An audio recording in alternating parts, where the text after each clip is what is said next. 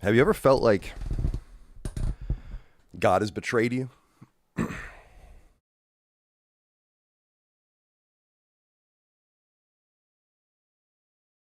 Wait, do I have two audios going on?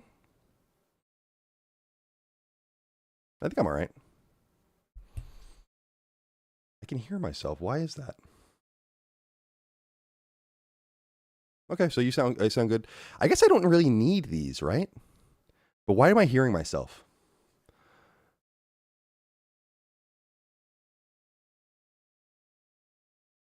What? I'm trying to look here. Why? Always something.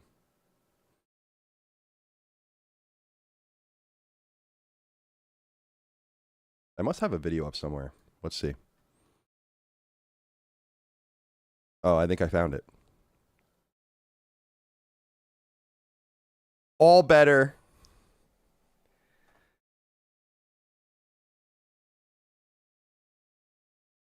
Everyone well? Oh, maybe I didn't. Maybe I'm still hearing myself. Oh, no, I found another one. Holy moly. Now I'm really good. I'm good to go now. Guys, there's exciting news. I don't know if you know this. But, well, it was working. I don't know if it's going to work now. We had the whole chat going, and now it's all screwed up. Now I can't use the super chats again. Lockmore, I can't even believe this. Oh, there we go. I got it. Guys, it's good to be here with you today. I hope you had a great weekend. Did everyone have a good weekend? It's Father's Day, or it was Father's Day yesterday. So, had the family over. We had like 15 or 16 people over yesterday. And it was really, really good. You know, Mike and I like to try to do like Father's Day and or Mother's Day. Father's Day is better because the pool will be open and all the rest. Because we're neither a mother nor a father. Everyone else is. So, take a little load off them. Put it on my shoulders. Mostly on Micah's shoulders because she's doing all the cooking. And I'll tell you, she got it. She was doing a great job yesterday with all the various accoutrements and things that were going on. We had a nice night. Well, it wasn't. I mean, no one was really here at night. To say that it was a nice night is kind of a lie. It's kind of not really true. It was a nice day. And happy Father's Day to me as well, for no particular reason. So, I have an admission. I got to just get it off my chest. God damn it. You're right. See? Chat? It's here now. Isn't that fun? See that on there? I didn't make the Patreon post.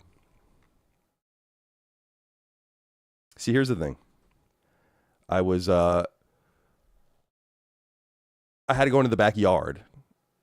I set the sacred streaming starting soon screen. And then I had to go into the backyard because the guy that did all the hardscaping is coming over to take pictures of the final thing. Maybe I'll show you guys what we have going on. I have to figure out how to get that picture on here. I don't know how to do that. So he's coming over to take pictures, and I was like, I got to pick up dog poop.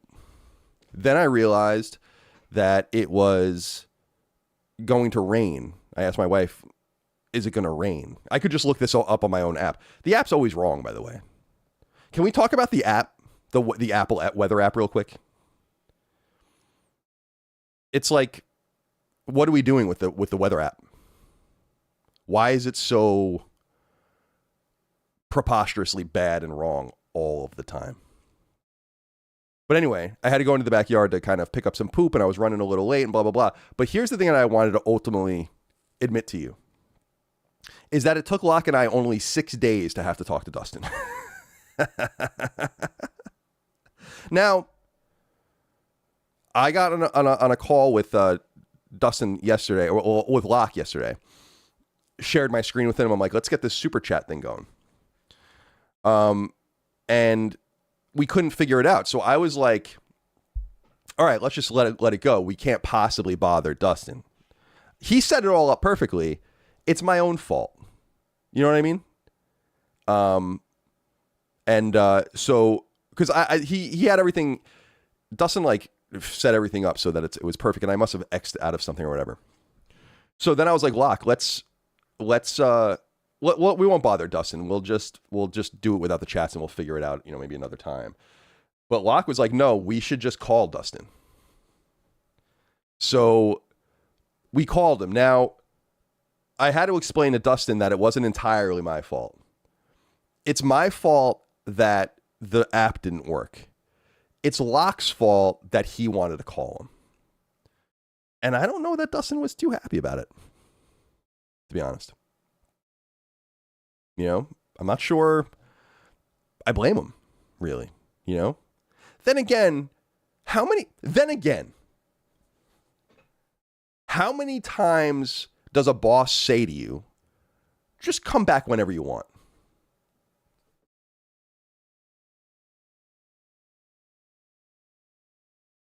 Did you guys just say the Steam machine is $1,000? Is that what you just said? We'll get to that in a minute. But anyway, have you ever felt like God has abandoned you?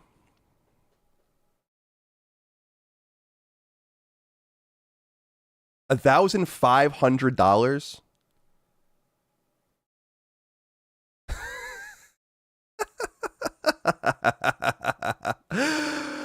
Oh my God. Why did you even bother?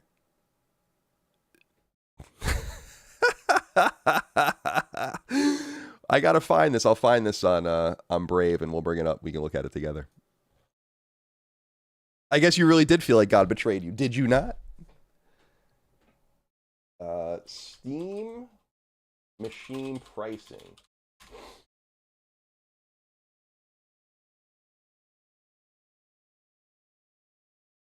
I don't see anything yet. We'll have to wait. Past day. Oh, here's The Verge. All right.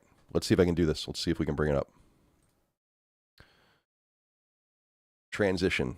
There's a button here on my screen that says transition, and you transition back and forth like this. If only transitioning was always that easy. The story here says Valve prices the Steam machine at $1,049. What a deal. After months of waiting, Valve has finally announced that the Steam machine, its new living room friendly PC, will start at $1,049 and go on sale beginning June 29th. So 512 gig model with bundled Steam controller. That's a $1,128. It's an interesting price. 2 terabyte model, $1,349. 2 terabyte with a bundled Steam controller, $1,428. Yeah, I don't know, man. Let's see what the comments say. I guess we'll find out exactly how many people are willing to pay for this thing. 2 terabytes at $1,030. So this is what I was.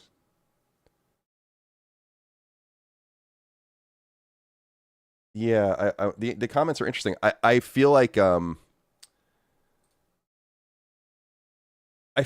there is not as much price tension in the PC space as people think, because PC gamers typically have these really expensive rigs, or not typically, but they're open and amenable to those kinds of things. So maybe this will be attractive to someone. This isn't going to spread the field. This is a non-issue for the console space, in my opinion. So now it tells you Sony's got to get it cheaper than this, for sure. There's no doubt about that for their console, like way cheaper. But you have to understand, I mean, this is what I've been saying. I'm no expert in the creations of technologies and machinery, but I can tell you for a fact that Valve has nowhere near the exercise of economy of scale that a Sony does. So these machines are always going to be more inherently, like if Sony released the identical machine, there's no way it would cost as much. Also, Sony would this is the other thing, is like Valve wants to make profits on these, because it's, as I've said before about the Steam machine, it's kind of a conundrum for them because they're not really attracting new customers. This is for their existing customers, which is kind of why you don't really want to make hardware if you're them. I still feel like they should have never really made hardware. I don't know if the OEM model is different. I appreciate Valve spending money and trying to do things, but at the same time, it's like, just do what you do really well. So we have a comment here. I don't know anything about this, but Kata Dadan says PS5 is stronger too. I don't know anything about that. If that's true, uh-oh. And it's not like PS5s are going to sell very briskly. I mean, PS5 sales have slowed to a crawl, as I understand. So, that's pretty crazy that it's that. So this thing's a non-issue as far as I'm concerned. But it's cool that they did it.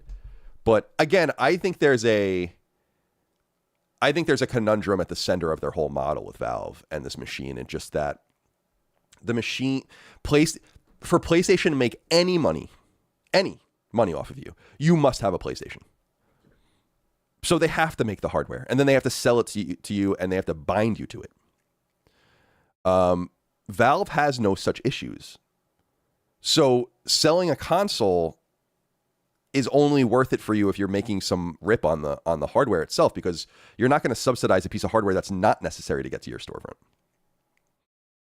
But I also have to be patient. We have to be patient with all these companies. We have to be patient with Microsoft and Sony as well, because they made these... Stefano says it here. Let's see if we can get your chat on here. The thing was a brilliant idea 6 months ago. Maybe. I feel this way about what Microsoft and Sony are doing, or we're trying to do too, where things have just materially changed. Pardon the pun. Because materials, of course, are the reason that the expenses are going so high. So, I don't know. We'll see what happens.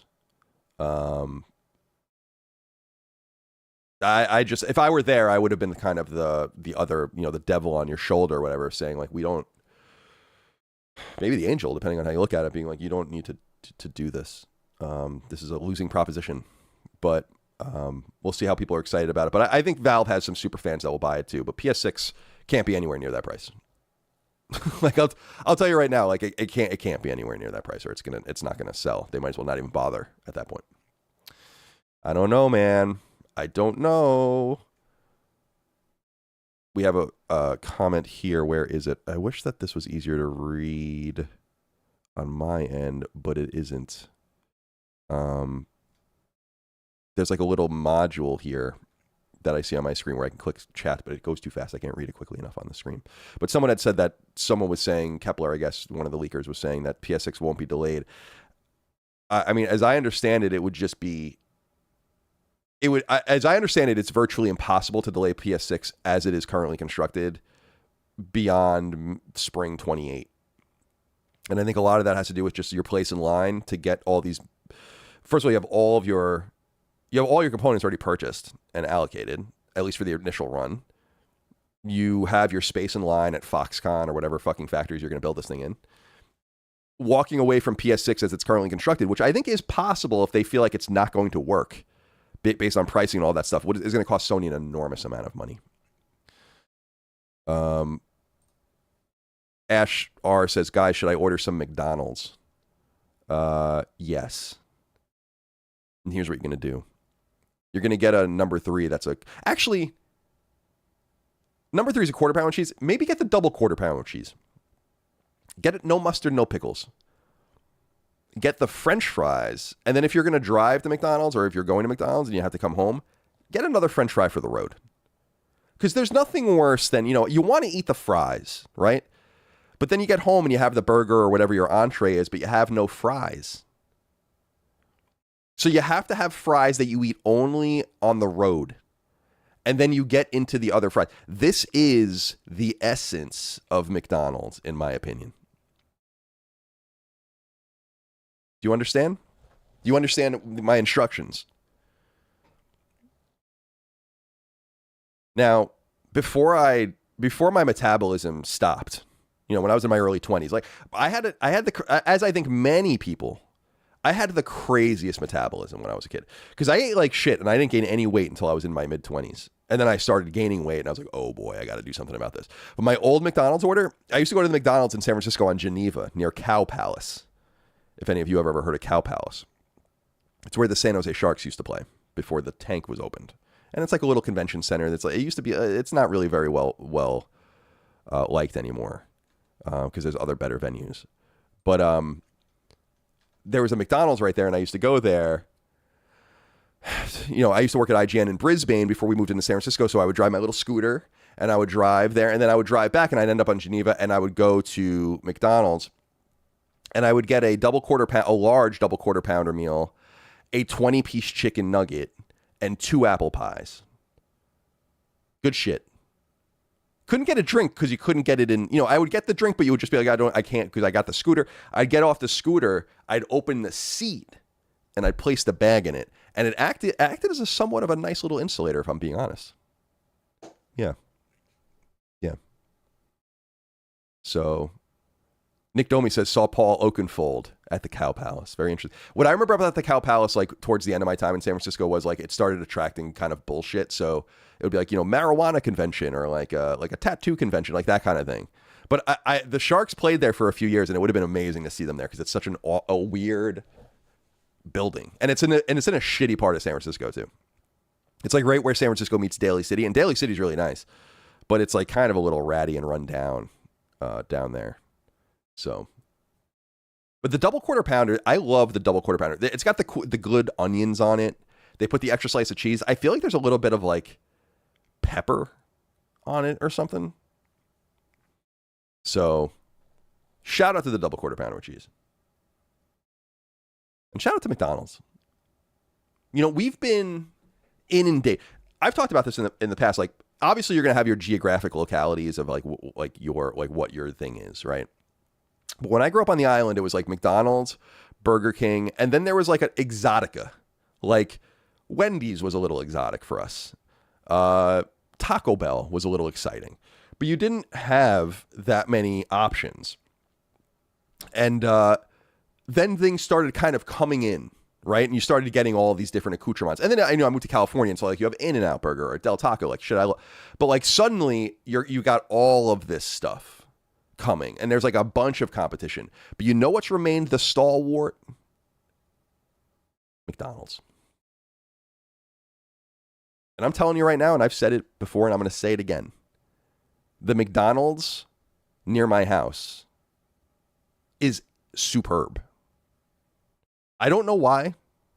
It doesn't even have particularly good reviews on Yelp. None of the McDonald's do. But for some reason, I've been to that McDonald's, I want to say, I moved here like late 2019, early 2020. I've been to that McDonald's 50 times, let's say, in that time. They nail it. They just nail it. Then we go to like, we don't really do DoorDash or anything like that. Like I used to do that a lot more in California. We do it like maybe once a month here or whatever. You DoorDash Buffalo Wild Wings and it's all fucked up. Every part of the order is wrong somehow. And it's like 3 times more expensive. McDonald's is what is it, Colin? Is it the McDonald's by the Target on Hill Street? Oh, you mean Hull Street. And the answer is yes. Let me see if I can find the McDonald's. Let's see.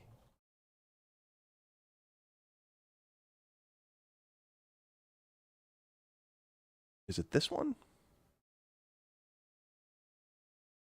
I don't think it's that one. Maybe this one. I'm trying to find the right picture.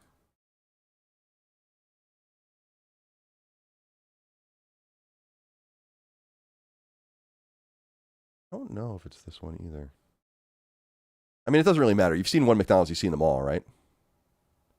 I mean, it doesn't really matter where it is. Let's be serious. I'm just trying to kind of fill time, I guess. It really serves no purpose. Like me showing you this McDonald's serves, you don't live here. You live in Chesterfield County. You don't know anything about the good McDonald's, and I'm sick of it. God damn it.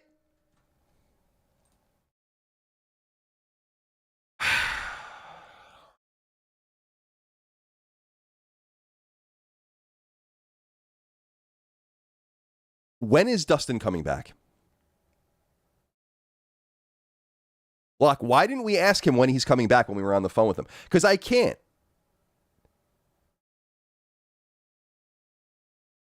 I mean, I'm like, oh, come back whenever you want. But why did I do that?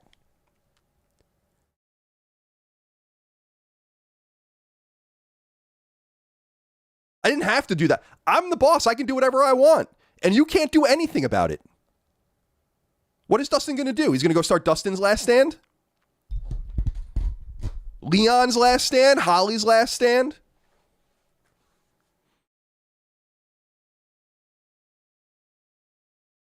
Sick of this fucking bullshit. Who texted me? Oh, the landscape guy. I am sick of the fucking bullshit. First of all, Leon's got to get to work. He's been alive for a week. This is the United States. This isn't Europe. We work. I'm not even worried about Dustin coming back to work. I'm worried about Leon's future. Get that kid a job and let's get to it.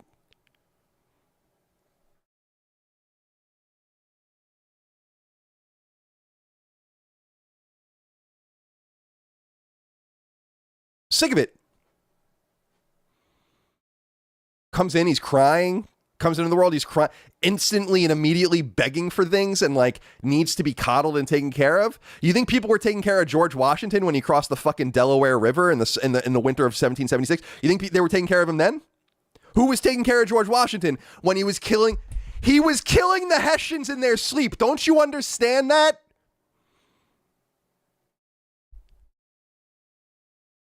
He was killing Hessians in their sleep on Christmas.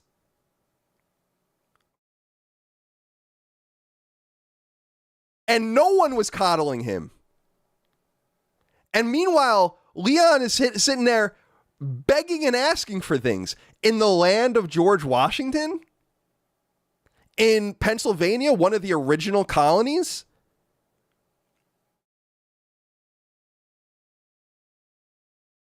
Pull your weight. You gotta pull your weight.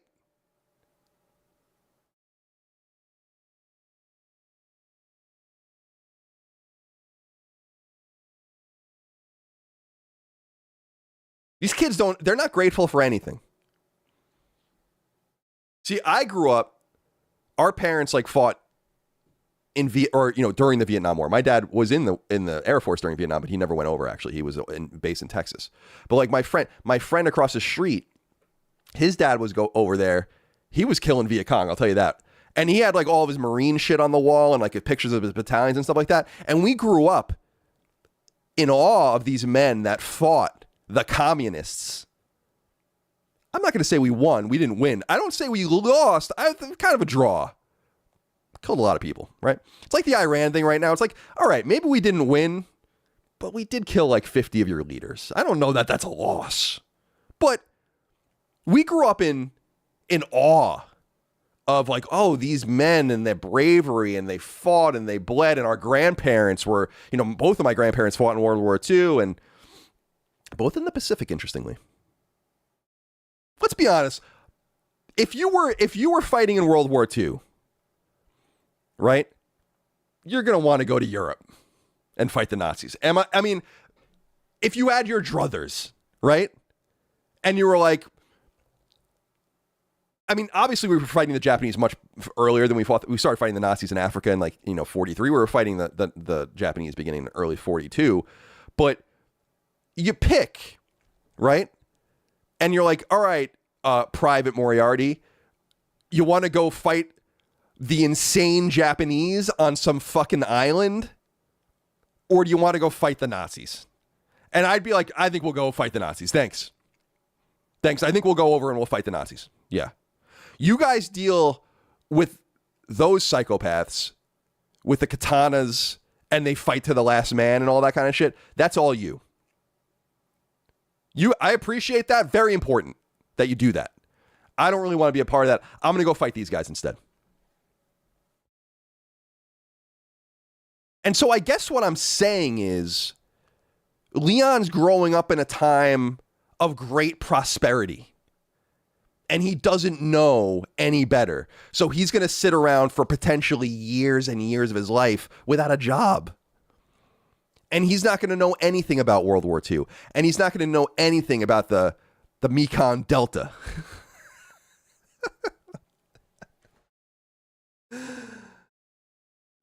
George just says, Colin thinks you have a choice in the military. No, I don't. It's a joke. Have you ever heard of those before? Have you heard of those? Do I think people went and signed up for the Marines in 1943 and they're like, all right, I want to go to North Africa? Do you think that I think that? I studied American history at a tier 1 university. Do you think I think that about that? I just want to make sure I'm clear about that.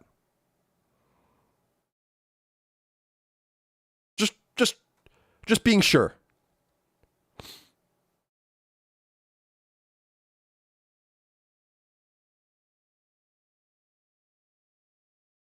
Do you think that I think that? Oh, Lieutenant Johnson, here I am presenting myself. I'm from Omaha, Nebraska. I'm a young 18-year-old out of high school. I got a sweetheart back home. My family, all my brothers are fighting in it. What I would really like is if I can be sent to the North African campaign where I could fight fucking the Desert Fox and all of his little soldiers running around North Africa looking for oil. Okay?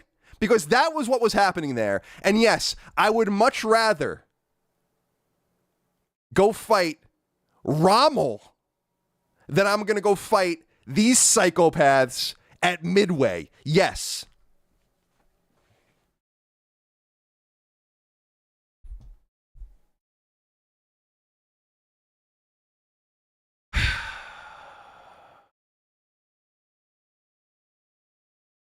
I don't know. I don't know if this is the McDonald's or not. I think it is.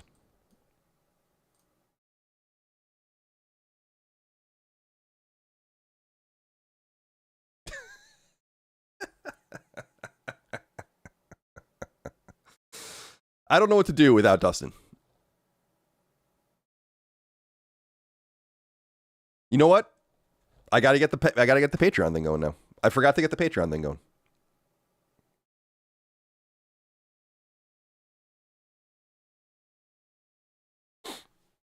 Maybe you'll see Christian. By the way, that McDonald's is near the Walmart where Christian goes. Just in case. It's up. Patreon is up. Wait, what are you talking about? Who did it? Did you do it? Oh my goodness. And you even disabled the posts? Lockmore, we might not even need Dustin. I never thought I would work with a European so well. Most of you are lazy. And you don't really know. What do you know?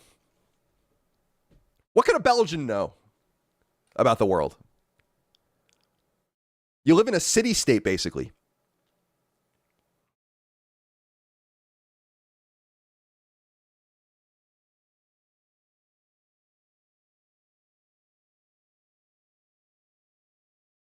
I've paid Lockmore, and he's been invoicing me, but he's keeping up with everything. Him and Ben and a few others, I pay more seldom. Maybe Lockmore will forget, though. But maybe it's that we don't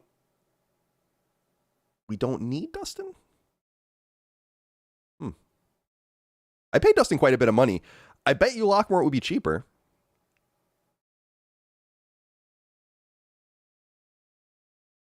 I mean, other than me, Dustin's by far the highest paid employee. And I think he deserves it. Because everything runs through him, but does it?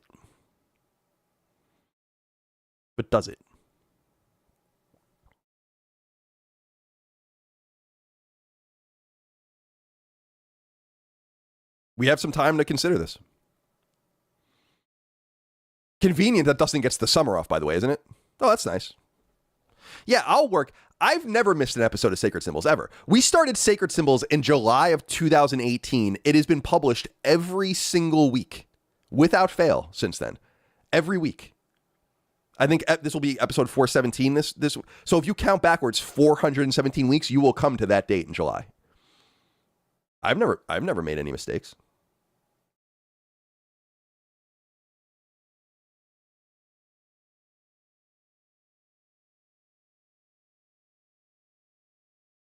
I've always been around. You know, you'll never click on an episode of Sacred Symbols and I'm not in it. Maybe in the future. Who knows?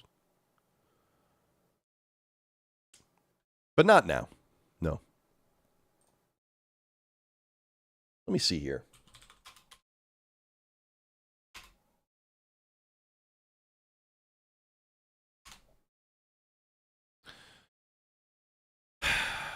Just kind of looking for stuff right now. Just want to see what's going on here.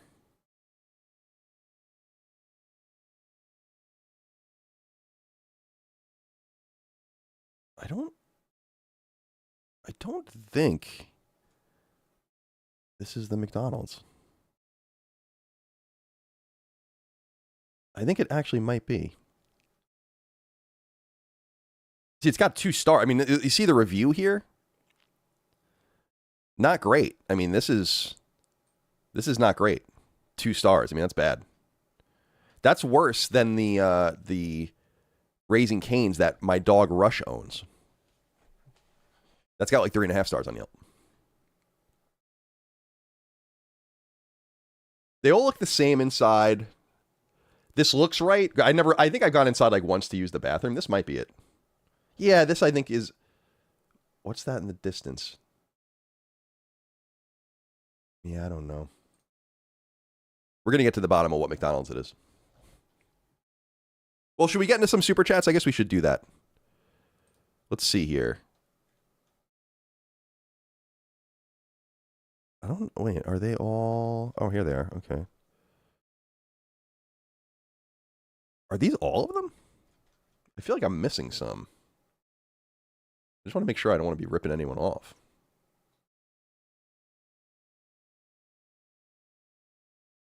All right, so we're only going to be reading $5 and up, by the way. Maybe I should put that in the chat.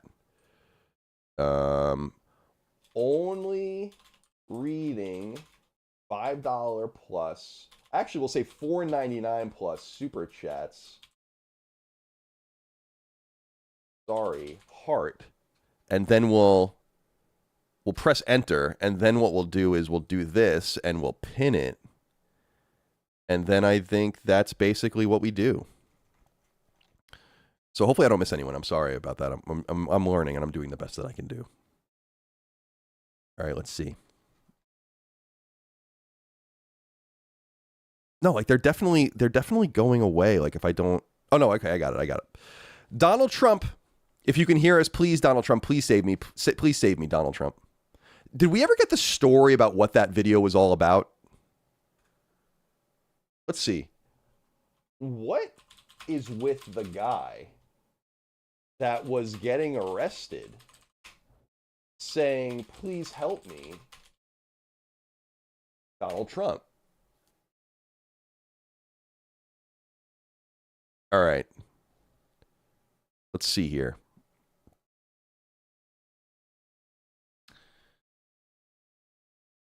Donald Trump, please save us, are praying to Trump live stream arrest refers to a 2020 Instagram live stream of a former United States President, Donald Trump supporter, in which he says the memorable blah, blah, blah, blah. September 6th, in 2019, this happened. Okay.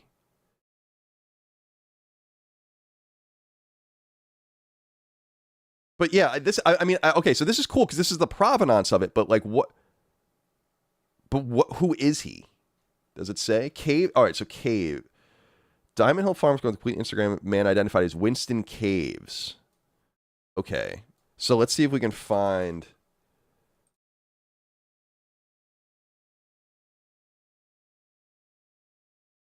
United States versus Winston Cave.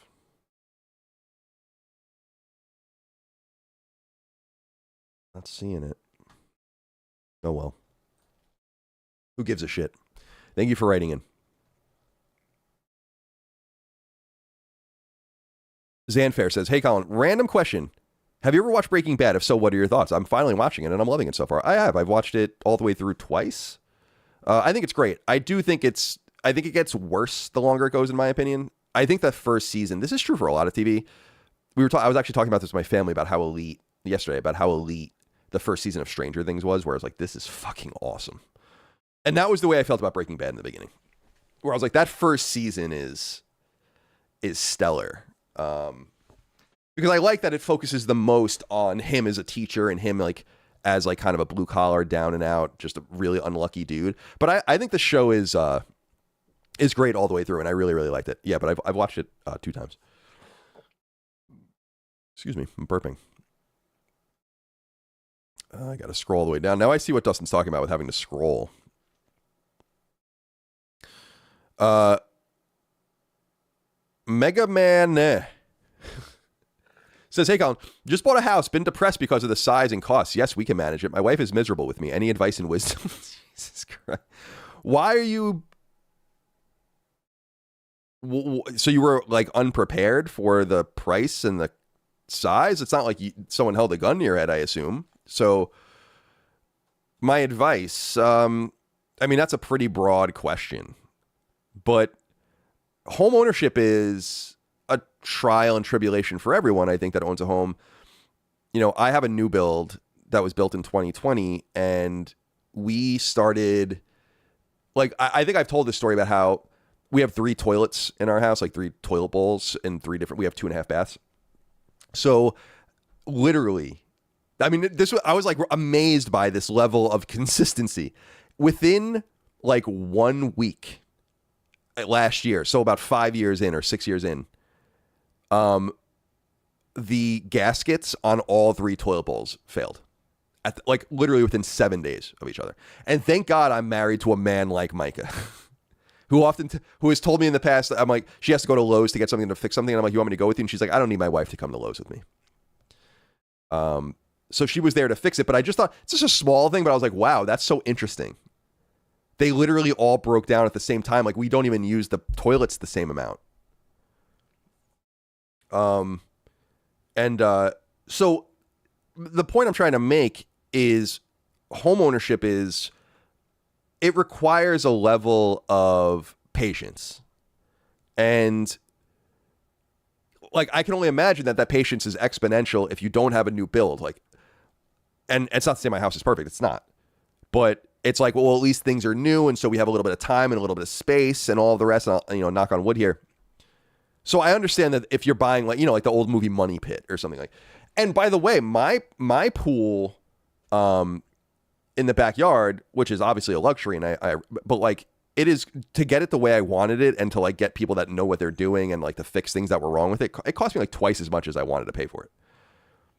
So you have to kind of just grin and bear it. Here's the thing for me is, and hopefully you'll get to this point, depending on your financial situation and what you guys are doing, is like, I own my house outright. So I have no mortgage. So I'm willing to put money into it or whatever where needed to fix things and make things nice or whatever. But at the same time, it's a piece of equity. And I hope that that's the way you and your wife, even if you are unhappy with the situation, you see it as like something you really own, and you don't have to, now, of course, the bank will own most of it. I understand all that. But even if you sold your house after a few years, depending on the market and your rates and stuff like that, you'll probably make a little bit of money. The point is like, at least you're not paying rent into someone else's pocket. I did that my entire adult life until I moved here. Hundreds of thousands of dollars. Like not a small amount. And you kind of look at that and you're like, yeah, that's kind of just money that's gone. It's like a quid pro quo for like a month at a time in someone else's house. So at least you just own it. The size, I understand that. Like, I'm a very fastidious cleaner. I keep my house neat and stuff and like, but like when, I just did it over the last couple of weeks, actually. I get like and Micah like, cleans and keeps things, but I'm really fastidious and crazy. So like a couple times a year, like I'll go like room by room and literally just go nuts. Like clean every square inch of everything. Take everything off the shelves, dust everything, wipe everything down, polish everything. Put the pledge on the wood, keep it all nice and safe and shiny. Get on your hands and knees. And like, I even took the ladder out and was like spraying all of the exhaust vents and everything. And I like doing that every once in a while. And so if maybe it will be an easier thing for you, if you're overwhelmed by the size of your house, is to like take a bite size, like one bite at a time. I will also say, I don't do this personally. I would, but like we don't really need to, is cleaners for a house are cheaper than you think if you judge your time based on the amount of money it might be worth doing something else. And I'm not saying you have to be working. I'm saying like, how much is your time worth? You know, so that's another option. Some people do that like once a quarter or whatever. I mean, some people have like cleaners in their house. Like my dad gets his house cleaned like all the time. It's like, I don't need to do that. So there's a few things. And the same thing outside. You know, I love working outside in the yard, in the grass and the flowers. And I have a shit ton of, I'm hand watering everything and I'm doing it. It's a hobby of mine. But I was talking to my neighbor and he was like, oh, your yard is really nice. I wish I had time to keep up with it because, you know, he has a normal life unlike me. And I'm like, I understand and appreciate that, but maybe just do a little bit at a time. Say, today I'm going to go do this. Today I'm going to go water this. Today I'm going to go trim this.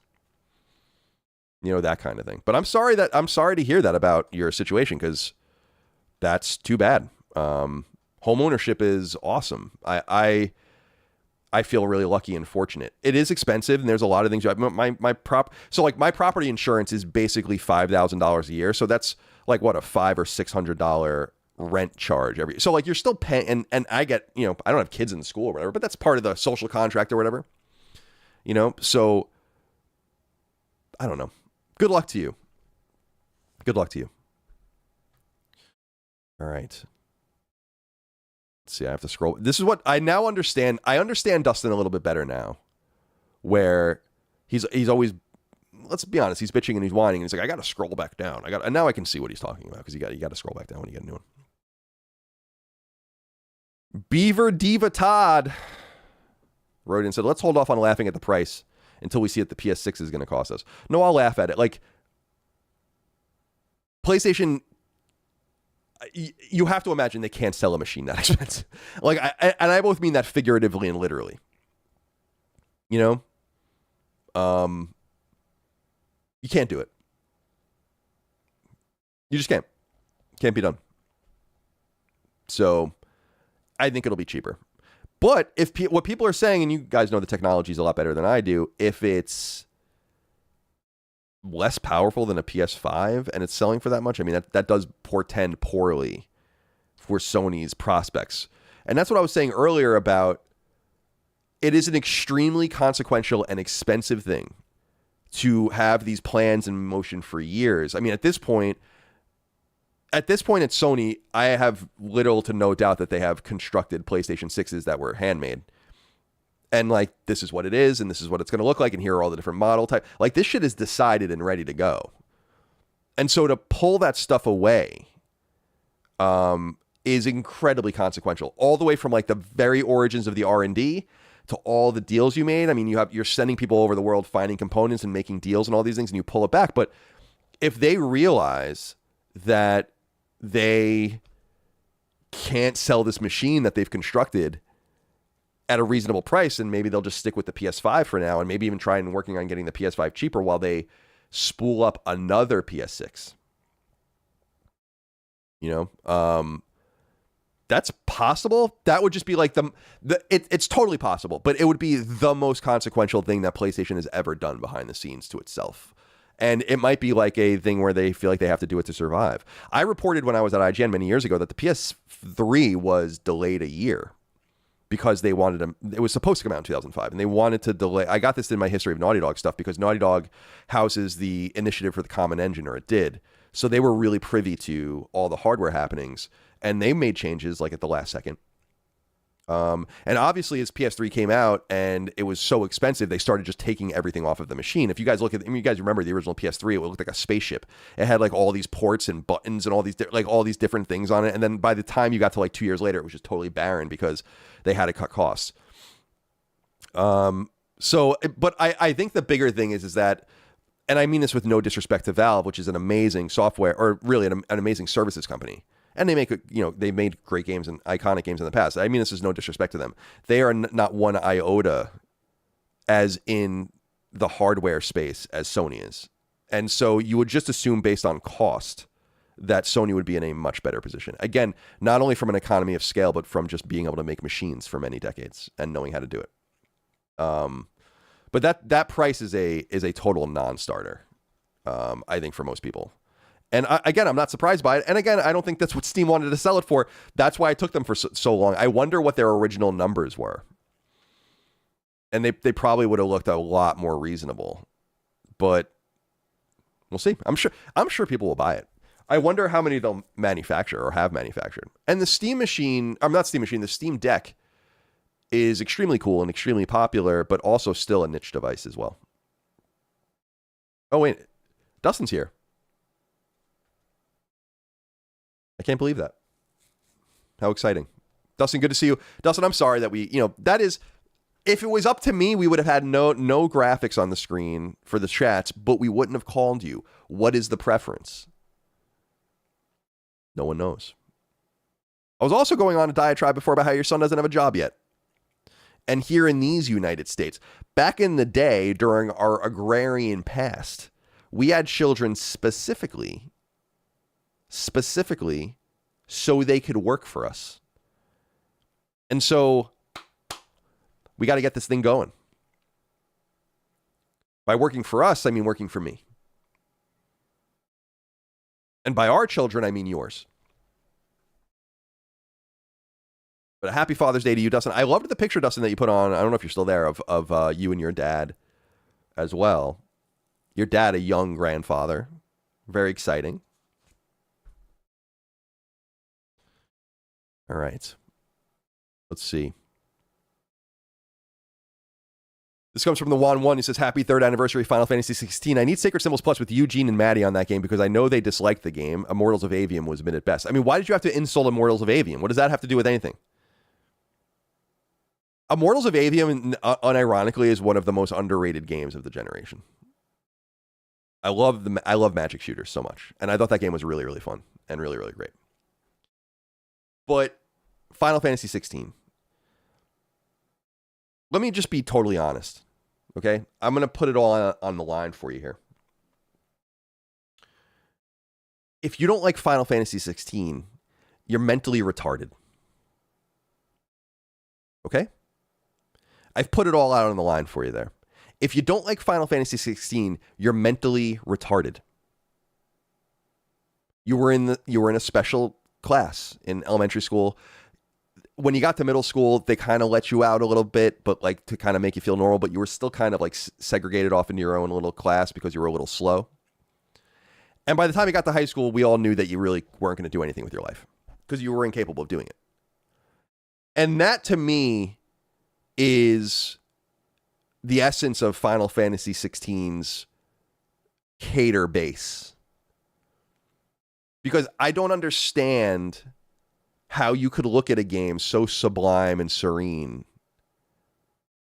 and be like, this is not my Final Fantasy. And by the way, many of you probably liked Final Fantasy 15, which just reaffirms it.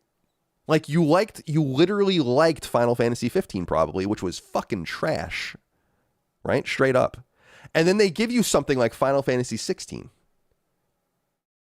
This wonderful, brilliant, frankly, blatant ode to Final Fantasy 4. See, that's the thing that I think really caught me the most, and it exposed a lot of fake Final Fantasy fans. A lot of fake Final Fantasy fans that couldn't see the Final Fantasy 4 odes, to the point where people might remember, I was fairly convinced the games were connected. And I'm still not unconvinced that they're connected in a way. So Final Fantasy 16 was one of those great games where it was like, yes, on its own, this is an iconic top 5 probably Final Fantasy game. Good.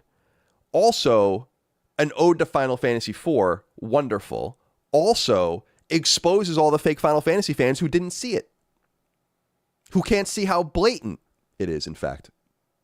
An ode to Final Fantasy 4. And thus, back to your special class you go. We'll let you know when the bus is here, your short bus. You'll get to go on it 5 minutes before everyone else gets on their normal buses and go home. We'll have the driver bring you home. Your mother will have a fucking apple juice waiting for you when you get home. And you can sit there and you can play Fortnite. Okay? And you can do your homework, which is probably like basic arithmetic or something. Yeah. Happy birthday, Final Fantasy 16. Let's see here. God, Dustin was right about the scrolling, I'll tell you. M. Benna says, getting personal. Getting personal? Getting personal? Pork Poncho. Thanks for the read on this week's Sacred Symbols regarding the Sony data stuff. Brought a smile to my face whilst working and listening to the show this morning. I love the use of the word whilst, and I also like using that word every now and again. Well, you did a great job, Pork. And by the way, I still don't think the problem's fixed. I think they got a pretty big problem on their hands. My favorite thing, though, is the PSN. Let me see if I can find this for you guys. On PSN profiles, there was discourse, as there often is, about this issue that's going on with the PSN right now with your recent games and like the sex shop simulator stuff and all the rest. And let me see here. Where activity, my activity streams, content I posted in. So there was a picture posted of this support chat that really got under my skin, like a PlayStation support chat. And someone posted it saying this is what Sony support had said to them about what was going on. And I'm going to see if I can find the image for you, because I was like, I'm like, this is just straight up bullshit that this is what they're telling people.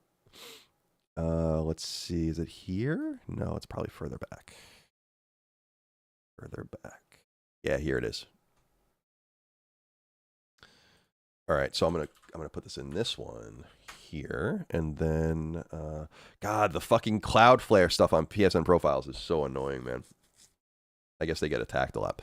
All right, I just swallowed. Like, what did I just swallow? A hair? Something just went down my throat when I breathed in. All right, let's see. I think yeah. All right, so it's this image here. It says, so the guy's explaining, he's got these games lined up like Sex Store Simulator, Hentai Princess. Hentai Princess is an unreleased game, by the way. That's really important because they say, thank you for sharing this. We are aware of this issue and want to confirm that your account is safe and secured.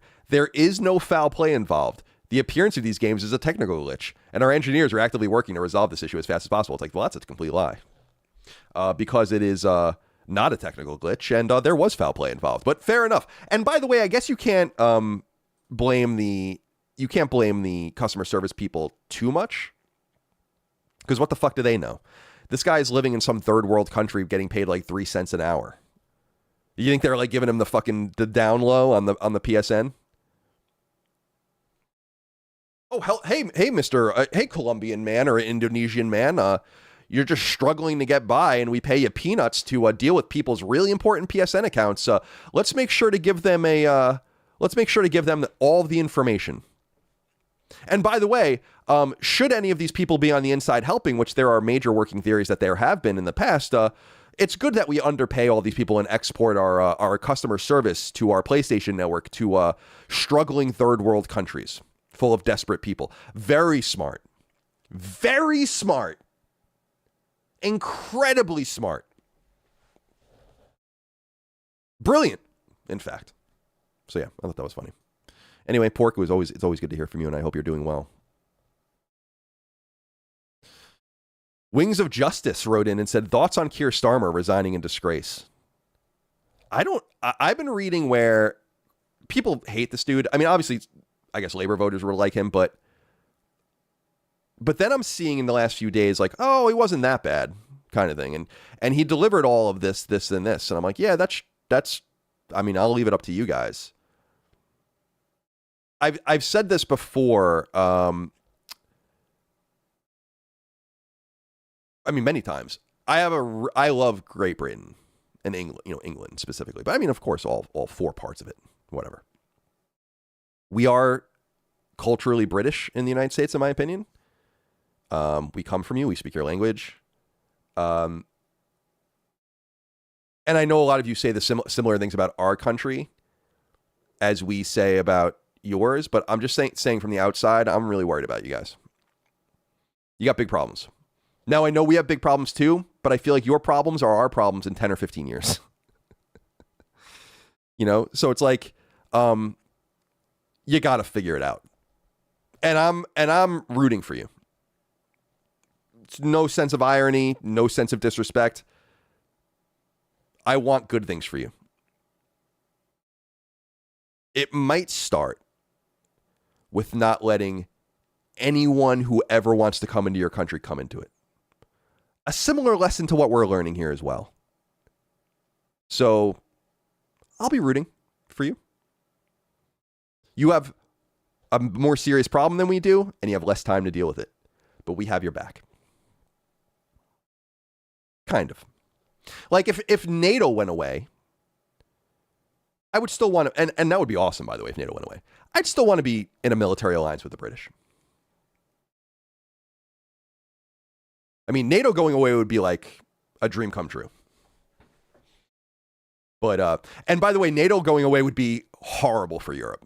Because then, for the first time in all of your lives and your parents' lives, you'll learn about what it's like to pay for your own defense. And then maybe you wouldn't have all these gilded countries full of all these social services anymore. No longer subsidized by the American population and defended by their shield of military.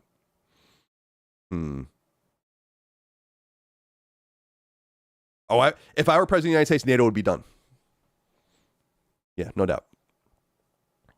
And then we would reconstitute a new military alliance that was global. Because we're not stuck in, say, the 1940s anymore. And by the way, the World Cup is going on and all the rest. I've noticed a lot of mouthy Germans.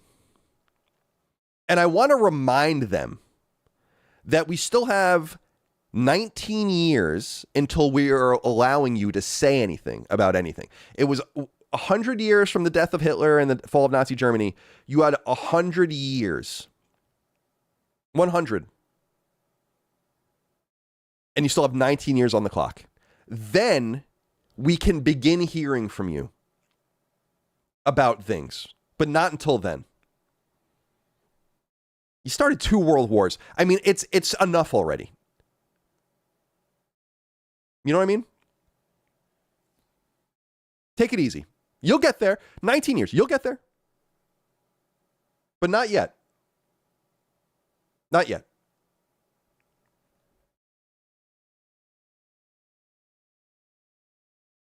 All right, let's see. Cisco wrote in and said, do we think PS6 console and handheld launch in congruence? With low demand for a console, it's got to be handheld late 27 and console spring 28, right? I think that would be a bad idea personally, but I don't know what their plan is. I think, I was going to say Lockmore. What would he know about this? Moore's Law is dead. I think had said, because I had asked him,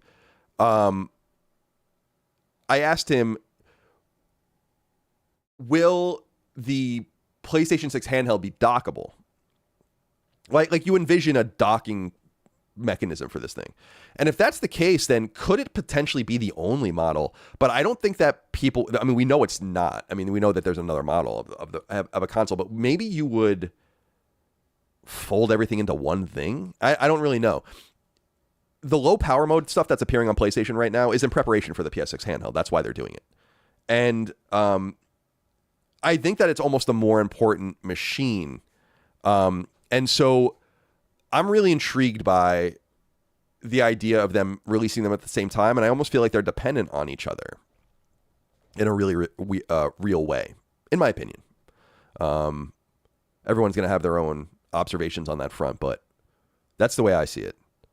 So maybe they would do something like that, but I think you would just delay them both if you were going to delay them. And as I said, like, again, because they're still going to manufacture them when they manufacture them. Like, that's like, if they're not going to delay the machine past spring 28, then they're locked in to like their plans, and they're going to manufacture them still. They'll just store them. I don't think you can store, like, you can store them in like bonded warehouses and stuff, especially if you're trying to avoid like American tariffs and shit and ride things out. But you go beyond that spring 28 period and you might have a whole nother machine on your hands. And at that point, like, I don't know, because I would like, honestly, I think it would be awesome if Sony just rode the PS5 out until 2030. But they're just not going to do that, and that wasn't part of the plan. There are games in development for PS6. It's like, I don't know, man. It's going to be very interesting. We have to wait and see. And I bet you there's a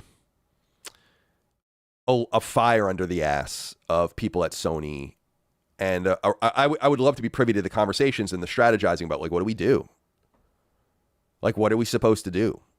I think it's a really, really interesting situation to monitor. Okay. Carlos Enrique Sierra says, not even a day without a woman affected Colin's mental health like Dustin having a child. God, day without a woman. What a day it was. You know, changed my whole life. As women sometimes do. You ever think back about that? I mean, I think about it sometimes and I'm like, man, what a absolutely stupid. Let me ask you this. Let's put it this way. Do you think if the people that led the charge on trying to ruin and destroy me could see ahead and realize that they just made me substantially more popular and way more money? Do you think that if they knew that, they would have just said nothing? Nothing. Imagine that inflection point. Because they did it to hurt me, right? They're like, well, this is the end. We're going to get Colin and it's going to be over for him now. And I'm like, well, it's not over, is it? Does it look over? Last Stand's the biggest gaming Patreon in the world. Does it look over?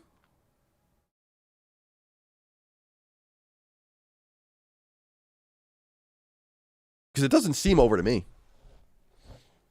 In fact, it seems quite the opposite of over. And it'll only end when I want them to.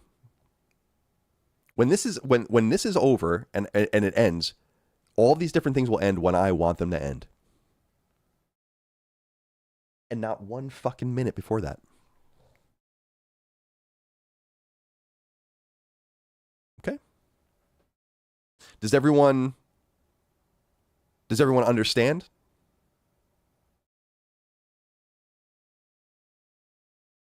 Okay, good. Very good. Day without a woman. That was one of the... By the way, I will say, and I've said this a million times, the things we used to say behind the scenes at Kind of Funny, that was what was so tough about that. And I would never out any of those things or those people. Like, I because it's funny. It's like, whatever. But it's like, this is the thing. This is the thing that's going to break this all up. Not all of that. Okay.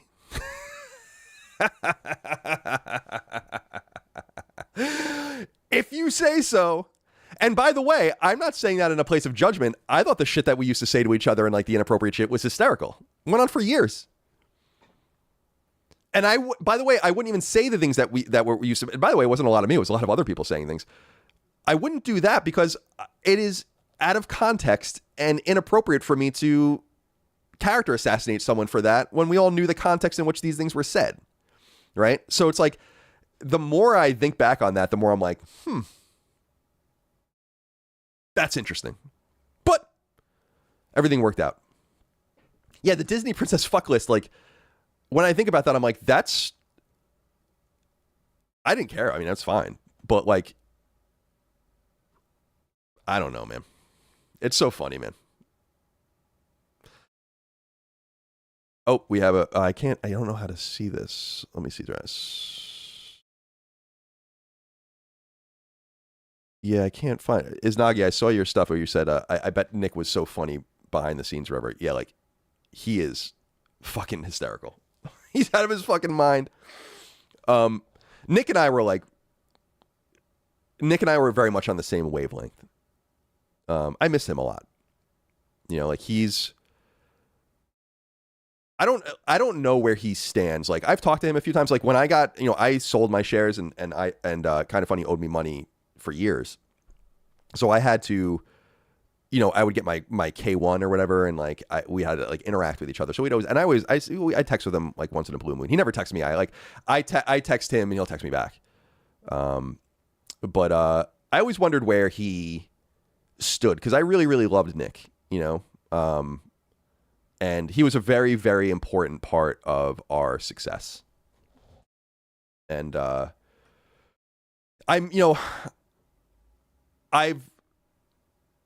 was never really close with a couple of the guys, and then, I learned to let go of Greg. But Nick, I never really had closure with in a way because I always felt like we had kind of like, it's like a romantic liaison where it's like unfinished business,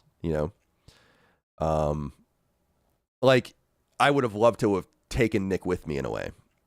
But he's doing his thing. They're doing their thing. I'm happy for them, and I'm proud of them that they, persevered and continued on. I've said before that, like, I was made to feel so, by the end of my time there, I felt so internally irrelevant to the product that I wasn't under a delusion. I guess it was a delusion, but I was under this idea that they would be better without me and do better, and that, like, this was what everyone wanted. And I felt bad that it injured me leaving injured them so much, because that wasn't really the point. In fact, like, hurting them would have hurt my buyout. So, like, that would have been counterproductive anyway. Like, I would have never gotten all my money if they went out of business or something. So that was obviously not part of what had happened. But I think back on Nick specifically sometimes, where I'm like, I really loved him, and he was a special person to me. And he was like the last person I wanted mad at me. And he got mad at me a few times, especially towards the end, about different things. And I always hated that. I can deal with Greg being mad at me or Tim being mad at me or whatever, but, like, I didn't like Nick being mad at me. But the thing about them, I tune in, once in a blue moon to see what they're doing. And it's like, it's just so different, like, it's hard for me to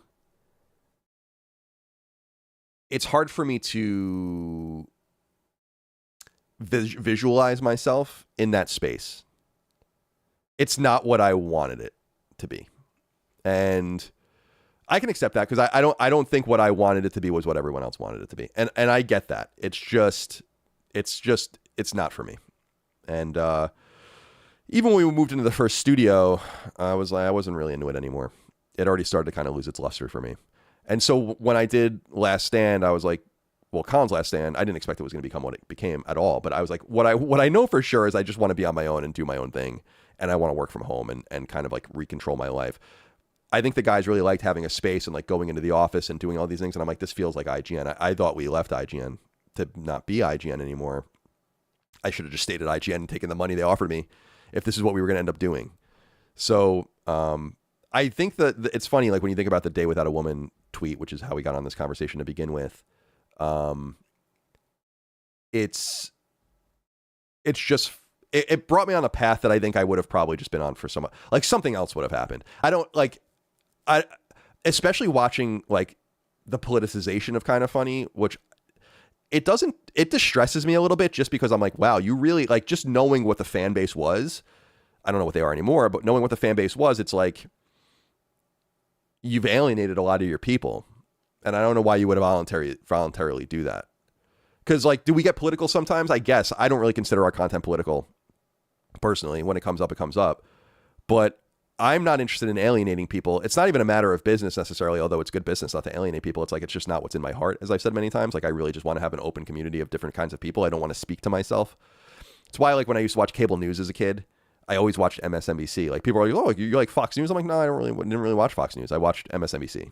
It's like, well, why would I want to watch what I feel and have it regurgitated back to me? But they became more of it seems like more of an ideological and political outfit as well, which is common for many of these similar types of channels. And I don't really know why you would want to do that. And it was certainly not in the spirit of what we were. So the company is different, and I think it worked out best for everybody. But yeah, I think about that sometimes. Anyway, off on a diatribe. All right, let's see. I got to scroll all the way back. Let's see. Fantasy Fan 93 says, classic American boss. Colin wants Dustin back, but won't last 5 minutes without air or condition. I think you mean air conditioning, maybe? I don't know what you mean there. It's a good thing I pay all these taxes so people can learn how to be literate. It's always one of my more fun things that I get to do in my life. Would I last 5 minutes? Yeah. Why? It's fucking 91 degrees out. It's 91 degrees. I'm not going to... I understand, not only did people live down here long before air conditioning, they used to wear wool, which was like, what's like... But Yeah, I wouldn't last very long without air conditioning down here. I don't think anyone would. It's supposed to rain later, which hopefully will cool it off a little bit, but I'm not really entirely sure. Severe thunderstorm watch. These conditions are expected to last until 9 p.m. All right, we'll see what happens. We could use more rain. We're in a drought. Good thing I just put 20,000 gallons of water into my pool. That's good. Slaughter Gang CEO. We need Big Jaffe here to balance you out. Dustin was holding your psyche together like the train scene in Spider-Man 2. Yeah, that's the next step now, is getting the... So we got the stream going. We've got, as you see on the screen, the chat going, which is good. And now we have the next step, which is getting people on the stream. And I have instructions for that, and I think it's fairly straightforward, but we're doing things incrementally, mostly because I am extremely stupid. So we have to be patient. Let's be patient. Let's be patient. Okay. I'm just going to stop saying that I have to scroll down. Because what's the point at this point? You understand that I have to scroll down. Pair of Shoes says, I think what really needs to happen to bring the world together is for Shift Up to bring back the Hard R shop and Stellar Blade Blood Rain. That would be nice. I'm still fascinated by, was that intentional? And I don't think it was. And I think intent, like, it's just, that is the Hard R shop. It's so funny. It's so ridiculous. I love that. Stellar Blade was so good, dude. Really excited for Blood Rain. By the way, I'm playing Lego Batman, the new Lego Batman game, and it's really good. Like, shockingly good. I've always liked Lego games. I think they're fine, but some of them are great. But after the Star Wars Lego game, the most recent one, Skywalker Saga or whatever, which I wasn't crazy about, just felt bloated. It felt like it was so much shit in that game. And I understand people are interested in that and into that, but I'm like, it's just too much, man. I have other things to do with my life. This game is like the antithesis of that. There's a lot of collectibles and things to find, but it's very focused. Though it is like this kind of modular open world, and there's things to find in it, and then there are these missions to go on, it just feels like a much more cohesive and cogent modern game. And I think they've actually really threaded the needle with Lego games about like integrating the Lego formula of all of the collectibles and the red bricks and all of your currency and unlocking suits and unlocking characters and all the rest. But they've married that to a more modern design philosophy that doesn't require you to do it for like a million characters. Instead, they made a robust campaign with interoperability between the characters in a different sort of way. Because as you guys know, like back in the day, you would have like a million characters in a Star Wars Lego game, but like half of them were like, or like a bunch of them were the same. It was like Ken and Ryu or Ryu. So, and I think people know this about me, is I'm not a comic book fan, but I really do love Batman. And I've always loved Batman my whole life. And so I'm just really into that world. I love Gotham, and the villains are the best in Batman and all the rest. So I really, really, really like it. And the bigger thing is the combat's really good. People have been saying it's kind of like an Arkham game, and it is. It really is. There's like, you're like shooting around little like, bank lobbies and standing on like the gargoyles and like killing people quotes from above and doing all that, sneaking up on people and using your different tools and solving Riddler puzzles. And it's really, really cool. So I if you're into that sort of thing, I recommend it, because I platinumed, like I'm on a platinum run right now, as I often am, but I platinumed Pragmata finally. So I got that out of the way. So, and I platinumed 007 and a few other things. So I really don't have very many new things to play that have recently come out that I have not yet checked out. So after I get through this, and I want to get back to Mina at some point as well, I'm going to start getting into kind of preparing for future releases. I want to replay Control. I got to finish Alan Wake 2. I want to play Grand Theft Auto 5. So it's actually a good thing. Things from here until, I'm going to sneeze. Excuse me.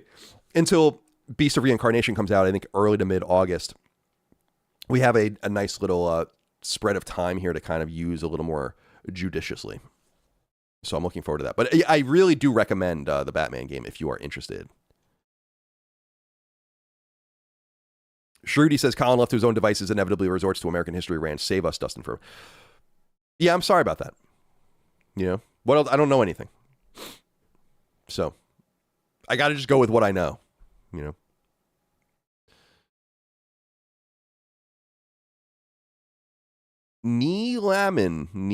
Element? I don't know. Leon will never know of the 38th parallel, living the good life. I hope he does know about the 38th parallel. Hopefully he learns about what that is, but I'll teach him. Come here, little boy. I'll tell you something about communism. Little boy, what do you know about the domino theory? I'll teach him all about it. Hey, 1426 says, dude, the base Steam machine is over $1,000 without a controller. That's nuts. So much for it being the console killer that the PC dorks were claiming. I mean, yeah, that's a non-thing. I mean, obviously at this point. But, yeah, very expensive. Poor Valve.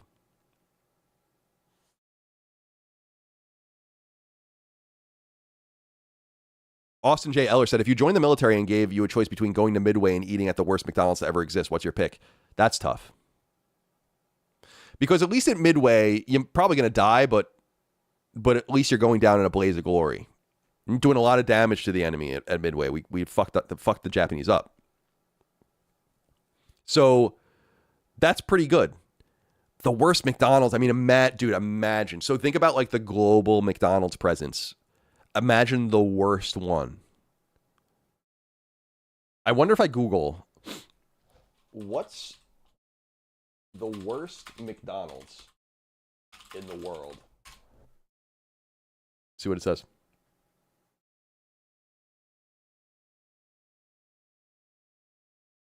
All right, we have it. We have an answer here, I think. The Rideau Street McDonald's, which is in Ottawa, unofficially known as the world's worst McDonald's, was a McDonald's restaurant at 99 Rideau Street. It operated from 1985 to 2023 and became the focus of a high rate of crime and disorder. Interesting. Look, these people are eating and kind of having a nice meal. This person has an old school Ottawa Senators jacket on, which is kind of cool. Issues. For nearly all of its history, the restaurant was open 24 hours a day and it attracted customers who came from bars and nightclubs in the area. The restaurant's floor was often dirty and people... So there's like a whole... There's a whole like Wikipedia... I don't have a Wikipedia page, and there's a fucking Wikipedia page about a bad McDonald's that is closed. In 2013, a brawl broke out near the registers at around 2 a.m. The incident was recorded by a bystander and posted to social media in 2014, according to the Toronto Star, blah, blah, blah, blah. I feel like I probably, you know, as a connoisseur of these sorts of videos, I might have seen this at some point. What we know about the worst McDonald's in the world. Yeah, this is the same one, I guess. That's like the shitty one. Well, there you go. I mean, that doesn't, I gotta be honest with you, that doesn't sound so bad. I think I'll go to the worst McDonald's. If that was the worst McDonald's, I'll be all right. I used to live near the Santa Monica McDonald's. That place was fucking crazy. Let's see. Santa Monica McDonald's, Ocean and Colorado, I think it was on.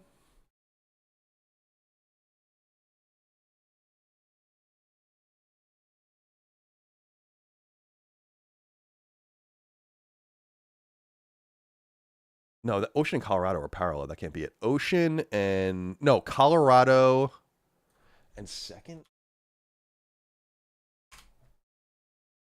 Yeah, this is the one.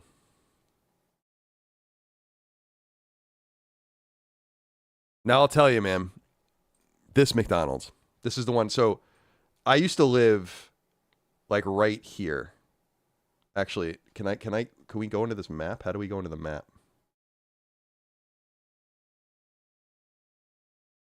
When I lived in Santa Monica, I lived right here. This building. Right here.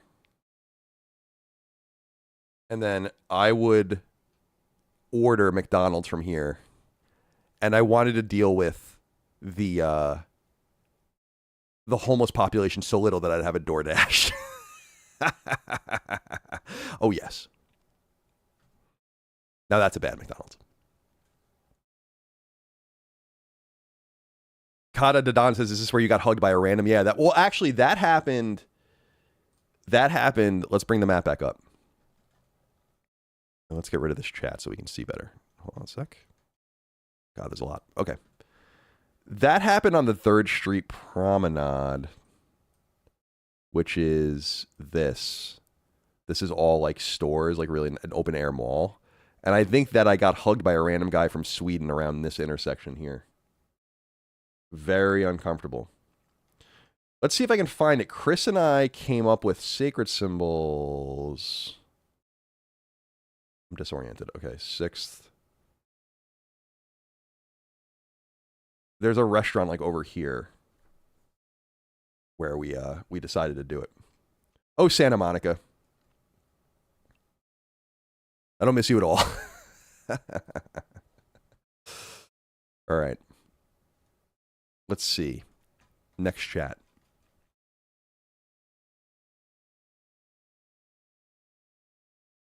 I'm a little more sympathetic for Dustin now. Not very much, but like a little bit, like an iota. More sympathetic for his production than I was.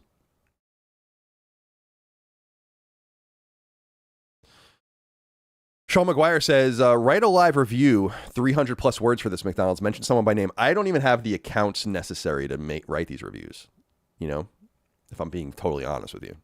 So it's a nice idea, and I appreciate where your head's at. And that could be a really interesting piece of content in the future. But I have to make the accounts first. Like, I've never left a Yelp review. I've never done that because I feel like it's kind of shitty to just leave bad reviews. Like you don't review things just generally, except for if they're like really bad. And I'm like, well, I don't know. I want to do the whole thing, you know, or not at all. Oh, you can review on Google now. That's true. But I'm not logged into Google on Brave. So. And I have like some nonsense, you know, like I love the passwords that where like it just makes up passwords for you now. And it's like, yeah, here's some ridiculous password that's like a bunch of hash like symbols and fucking letters and numbers and whatever. And I'm like, that's very nice, and that's what I do. But the quantum computers will get around that soon enough, I assume. All right. Chris Hendricks says, why would the Steam Machine, a PC designed for the living room, not support HDMI 2.1? Seems odd. I don't know. I don't know if there's a lot of thought behind what they're doing over there with this, if I'm being honest. All right. Pair of Shoes says, just saying, I made a joke about Lockmore having an RTS game made about him starting a revolution in Europe leading to mass re-immigration. Is it re-immigration or is it re-migrate? How do you say it? Hold on a second. We got to learn this word.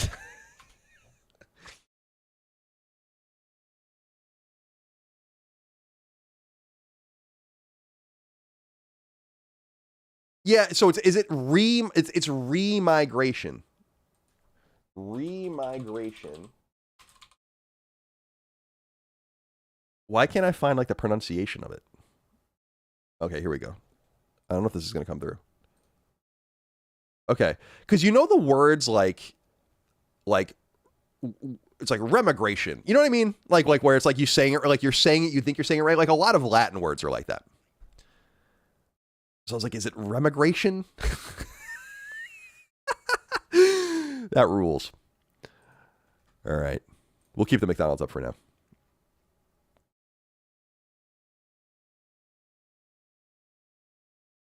By the way, not long after the EU voted for mass. I mean, they have to. I don't know what Europeans are thinking. Like, what are you thinking? What are you thinking? It's got to happen. Bobby Schmurda wrote in and said, Chris often speaks of shitting up one's own back like an infant. Imagine, if you will, neck dingleberries. Chris often speaks of shitting up one's own back like an infant. Imagine, if you will. Chris often speaks of this?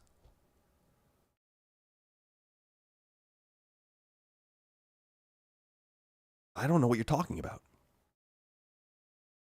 But I don't think he does often speak about that, if I'm being honest.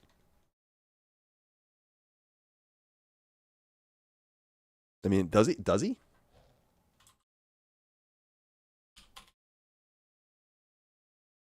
Oh, on Snark Tank. Yeah, I don't listen to Snark Tank.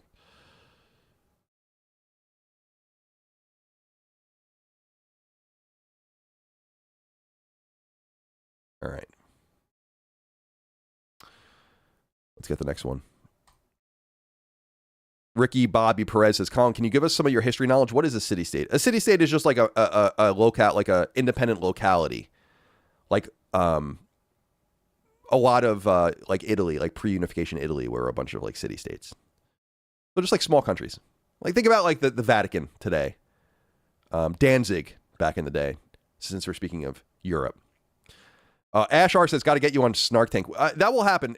People have asked a million times, and Chris has said this. It's like, it's a show that's really done in person. So I will definitely be on it when I'm in California next, if I ever go back to California, which I'm sure I will at some point. So just be a little patient with us, and we'll get right back to you. All right. Let's see.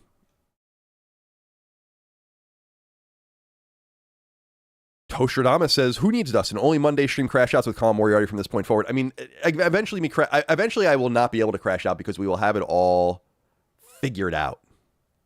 Everything will be perfectly functioning and humming. And then the crash outs will be disingenuous. See, the crash outs that I have right now is really authentic because I don't know what I'm doing. So we don't want to get to the inauthenticity. Christo the First says, pretty sure in person is the nice way of saying no. Maybe, but I don't think so. I think I would be on, like, I don't know if they have remote guests on that show because they're a comedy podcast. It's a little hard to do those kinds of things, but it's entirely possible they don't want me on it. I'm not offended. I don't care. All right, let's see. Stefano Fontana says, if PS5 launches with cost based on chip costs now, do you foresee them having a huge price cut once if the chip costs go down significantly as well? Maybe. I was talking about this from the opposite direction actually on a show recently where I was like, the reality is that they might be locked into some of their contracts for the initial run of these components at a cheaper price than the market rate, which means because these things have been set for years. So like what the actual problem might end up becoming is that the console will be expensive when it comes out, but not as expensive as it will become because when they have to reconstruct and redo all those contracts to continue to get components to make the PlayStation 6, it could be that prices actually go up, which might be one of the things that is stopping them from doing it. Should they stop themselves from doing it, which again, I'm not totally convinced they're going to. I think they're kind of, I think Sony's, here's the thing. It's like, I've said this a million times. Everyone knows this. Sony really needs PlayStation to do well. It's not like Xbox and Microsoft where like they don't really care. Like, without PlayStation, Sony's done as it's currently constituted. It's almost half of its revenue. So they have to be very careful and very, very, very deliberate. And they understand, I think, that they can't charge $1,000 for a console or something like that. It just can't be done. I mean, it could be done. And I think that there are enthusiasts like me that would buy it, but I think that's really, really, really going to limit the adoption of your machine. And then you have to kind of wonder why you'd even bother releasing it at all.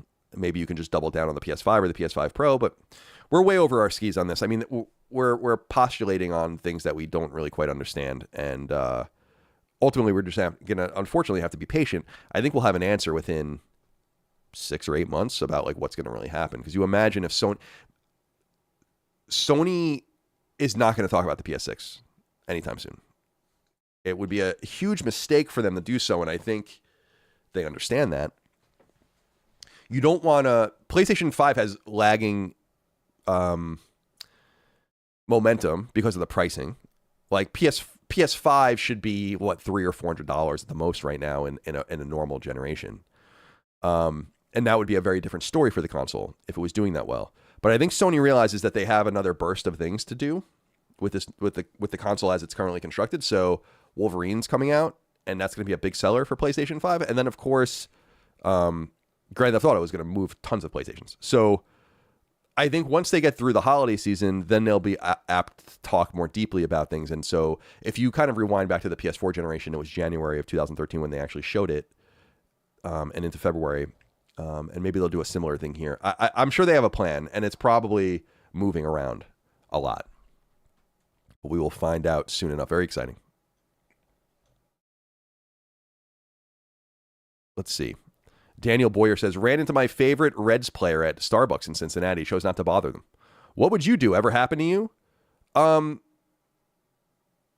Yeah, I've seen people, famous people before. I mean, when I worked at IGN, especially, so the people that did movies and TV coverage and comics and all that entertainment, what we would call entertainment coverage, they were in LA. The game people were in San Francisco, with the exception of IGN and Nintendo, which was in LA as well. So we didn't get very many celebrities in the office per se. They would come occasionally, like for Greg's show, and we would meet people. But like when you would go to Comic-Con or one of these things where all of us were together and they were doing their thing and we were doing our thing, it would be a procession of famous people coming in and out of the war room, in and out of our recording space. And so I casually met a ton of famous people, and there were many, many more that I didn't bother at all. I'm pretty mindful of that, I think, generally speaking. And people have always been nice to me in person. I've never had like a bad fan interaction, which is kind of crazy when you think about it, because I've met many, many people. I get recognized like once in a while still, but I don't really go anywhere. So you have to like, you're going to have to like see the mathematics don't really work out very well. But I think you made the right choice. I mean, some people like the attention, but I think when you're that famous, like if you're an MLB star, I think you understand people will recognize you and maybe occasionally bothering you. Maybe you like that, but I'm always loath of having a bad experience with people I like, because that would really hurt me. Like a great example, we were talking about Santa Monica, is like Larry David lives, in LA, and his office is in Santa Monica, and they filmed a ton of shit for Curb Your Enthusiasm, especially in the newer seasons, right where I lived. Like I would see things all the time where I'm like, that's right down the street. They filmed something at my favorite restaurant, Scopa. It was funny when they filmed at Scopa because it was so bright in there, and it's never bright in there. It's always dark as shit. So it was funny. So like it was entirely possible that I would have run into these various people, and I think that I would have never talked to them because I just didn't want to have a bad experience. I remember watching Comedians with Cars with Jerry, obviously, and then like some comedian, they went, as they often do, to get breakfast or like coffee or whatever, and the waiter went to shake Jerry Seinfeld's hand, and he's like, I don't do that. I was like, I don't want to have that experience. Gravy Biscuit says, Colin, dabs or flower? Flower. I love flower. By the way, marijuana was legalized in Virginia years ago, but there was no process to sell it legally. You have to get it. I have a medical marijuana card, so that's how I get it. But I think they finally had they finally have like moved forward on a way to sell it. I think there's gonna be 250 dispensaries around the state, which is pretty exciting. Locke says, have you ever seen Kesha trying to hug Seinfeld? Yes, it's exactly it. It's like totally. It's kind of preposterous that she would do that if you know anything about Jerry Seinfeld. But I think other stars think that was what was so funny about that, is like he had no idea what the fuck that was. Kesha's famous, but like he was like, who is that? And I think people just make assumptions sometimes. But yeah, that was a very funny situation. All right. Let's see. Any Revs 22 wrote in and said, just got the plat in a Micah recommendation. Thank goodness you're here. It was honestly a hysterical. Shout out. Also, good win over Australia, boys. Oh, thank you. I was part of the team, so I'm gonna say thank you and take credit for it. Yeah, the World Cup team is doing great. By the way, the timekeeping remains preposterous, and I think it was in the U.S. game. I've been watching a lot of games, so I don't remember what game it was, but there was I think it might have been the U.S. game where a referee got hurt in extra time, and the clock just ran. I'm like, this is so. It's so fucking stupid the way they keep time, and so I can't get over how fucking stupid it is. It's so fucking stupid, but it's a fun game. Firerock says, why doesn't Sony or Bungie invest in games people want to play? No game is like Destiny, so Sony doesn't have one. PvE multiplayer MMO, it just died. Jason Blundell game gone was probably PvE multiplayer. Sony knows nothing. I don't think Blundell's game was PvE multiplayer. I think Blundell's game was a single player game. Or at least, I don't want to say that for sure. The Deviation game leaked, and that was a single player game. That was what, and it was third person. That was what was so surprising about that. Was like, holy shit, they were making a single player third person shooter at Deviation. You would when you go back and read the Deviation announcement, they never almost said anything, but they said like they wouldn't even announce if it was a single player or a multiplayer game. And it might have been co-op or had a multiplayer component to it, but it was a narrative game.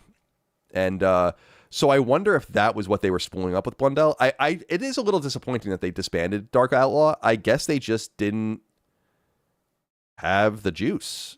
And I don't really blame Sony for saying like we got to kind of tighten shit up. We can't greenlight these games right now. We are taking massive write-downs and impairments on the Bungie acquisition, which was of course an insane situation in and of itself. K. Wally writes, this is not a super chat, but it says, timekeeping in soccer makes way more sense for the fans. You're there for 90 minutes plus 15 minutes for half and injury time, rather than the NA sports. You could be there for 2.5 hours, could be there for 4 hours. Who cares? What is best for the sport? Who cares? Sometimes NFL games are really long. High-scoring NFL games take forever. Low-scoring NFL games don't. It's all contingent on what's going on in the game itself. It is wild to me that there is no time stoppage in soccer. It is fucking hysterical. And I couldn't do it because I was busy. I was doing a shit ton of things when the U.S. was playing their last game. But in this third game against Turkey, I am just going to sit down and I am going to use the stopwatch and I'm going to figure out how much time is actually wasted. And then we'll see how much arbitrary time. Yeah, 5 minutes. And I love when it's like, yeah, we'll give you 5 minutes and then they play for like 7. It's fucking nonsense. I'm sorry, you're never going to convince me it's not nonsense. It's no offense to the sport because I think the sport is wonderful. They got to fix that part of it. And if it makes the games longer, too bad. Who cares? It's like, what's best for the sanctity of the game? It's like saying like, this hockey game has too many whistles in it. The goalie's covering the puck too much and the puck's going out of bounds too much. Got to just keep the clock running. Got to be mindful of the fans. It's like, no. That's the complexion of the particular game that's being played right now. So it is what it is. Now, I will say this, the hydration break, I'm not a fan of that. Because that's butting into the game wherein that usually doesn't happen. And as I understand, I was reading about this with Fox. Fox has the American rights to the World Cup in the United States. They apparently paid $400 million for it, which is pretty cheap. And they got $250 million projected just from the hydration breaks. It's funny as fuck. But I am in total agreement that seems unsoccer because that's not what I'm saying. Right? Like, I don't want to add commercial breaks and all that. That's not what I want. I want there to be like the sanctity of the clock so that you play 90 minutes of the game. And if it would be like the NFL where it's like, again, if you know anything about football, American football, running the clock and stopping the clock is part of the game. It's all part of the strategy. And you can stop the clock or keep the clock running by doing certain things. In soccer, it's just fucking like, I love how like someone scores a goal and then there's like 3 minutes of celebrate. It's like, stop the clock. Stop the clock. It's crazy. I guess what I'm saying is people are so into like they're into this like soccer is this disorganized bedlam game. Like it really makes no sense. It's wonderful. It's athletic. It's cool. I love the fact that the pitch is so big that you have to really earn your space. Like you're kind of earning these positional things. I like all of that, but it's just so much dude, the diving is insane. Completely insane. What a bunch of fucking babies. Holy shit. Oh. I got kicked in the shin. Oh my God. It's enough already. It's enough already.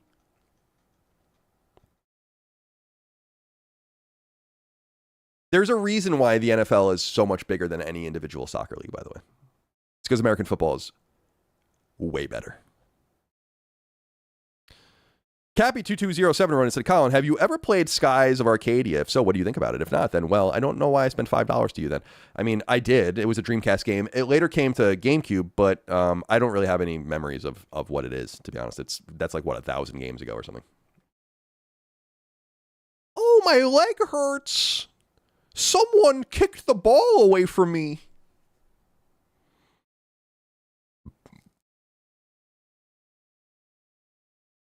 I'll reiterate for those that weren't here last week. The 4 major American sports are all exponentially better than soccer. And you have to get into the... And again, I love pretty much like every sport. But you're talking about soccer being in like 11th place or something in terms of like the pantheon of sports. It doesn't even compute.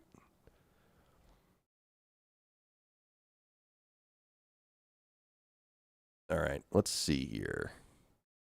Oh, I'm already all right. Nick Domi says, what are your top 3 words? Mine are nubile, macabre, and fancid. Fanzandu?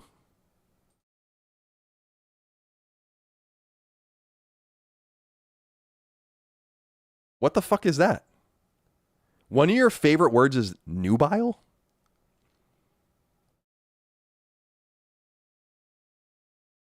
Take a seat. Galaxy is in the running for him as well. I mean, Galaxy is a good word. Let's go Jets. R.I.P. Claude Lemieux. Yeah, that was sad what happened to Claude Lemieux. I can't believe that. I wonder what that was all about. I haven't read too much. I think he meant Faxanadu as well, but Faxanadu is not a real word.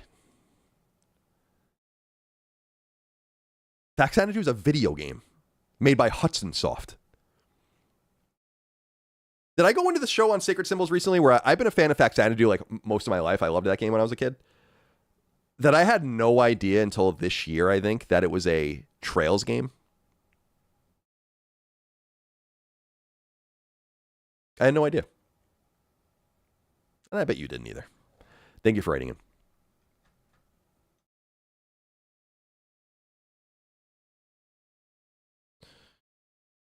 Lurk Caro says, DJT focused on $300 billion, America First collab for economic investment in Iran. What video game publisher should Iran buy in their Saudi era?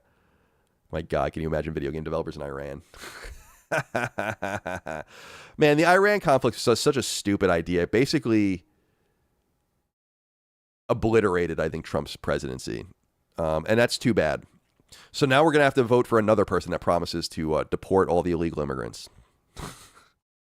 Because he sure didn't. So whoever promises to do that most vociferously is going to get my vote in 2028. The Iran war, it's like, not only is it a capitulation to everything you said you didn't believe in what you weren't going to do, but like you just ruined everything. Like, why? I'm so sick of this. The Uncharted Wolf says Colin doesn't talk about politics. Moriarty. This is the letter, you fucking retard. Did I bring it up? Dumb fuck.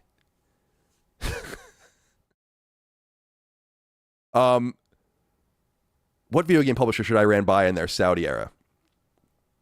None. Hopefully. And hopefully Saudi Arabia gets out of this too. Actually, at the World Cup, I was showing Micah when we were watching some random game. I'm like, that's a Savvy Games Group ad. Savvy Games Group is kind of like the feel-good name of the Saudi gaming entity. So, disappointing, man.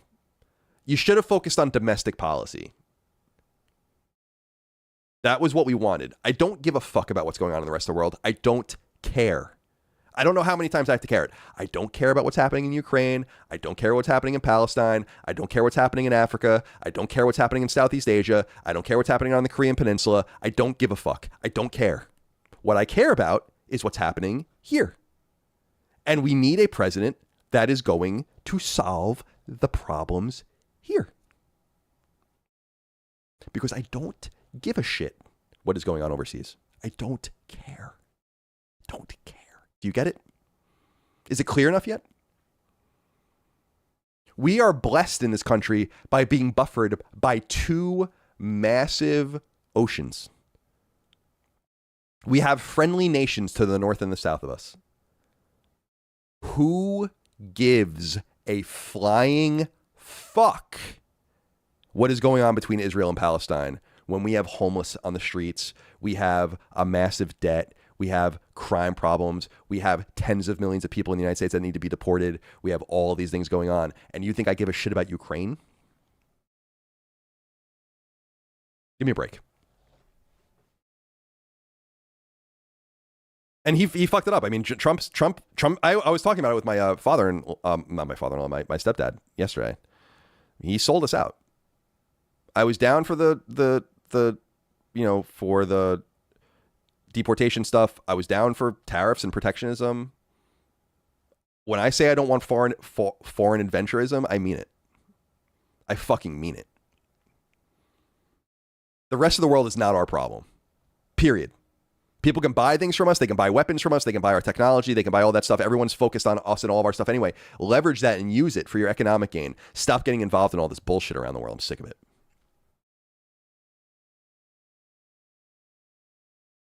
Let the Israelis and the Palestinians fight it out if that's what they have to do. That's their problem.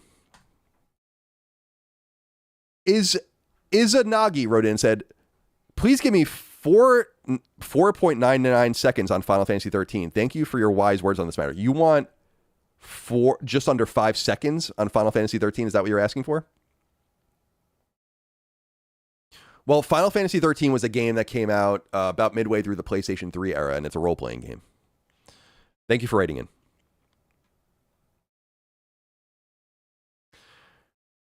P. Riceadon wrote in and said, I'm 40 years old. There's a cutscene where the Imperial Dragoon in Final Fantasy 16 strikes the pose from Final Fantasy 4 cover. Gave me chills. These kids don't know. That's exactly right. Also, the red star in the sky is an absolute ode to Final Fantasy 4, too. And a bunch of other things. There's even a character called the Spoony Bard in there, right? Which is funny later on. But they don't understand P. Riceadon. I almost said your name right. I didn't want to say it. I don't want to say it right. Okay. John Barnett, Vivo, wrote in and said, Colin, can you listen to Bazooka by Miami XO and give us your thoughts, or just read the lyrics to avoid copyright? Well, I'm not going to listen to it, but I can read the lyrics. Let's see. Miami XO Bazooka. Oh, it comes right up.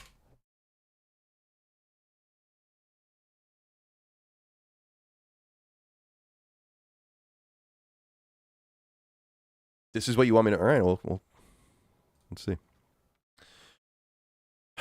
Rest in peace, my granny. She got hit by a bazooka. Kaboom.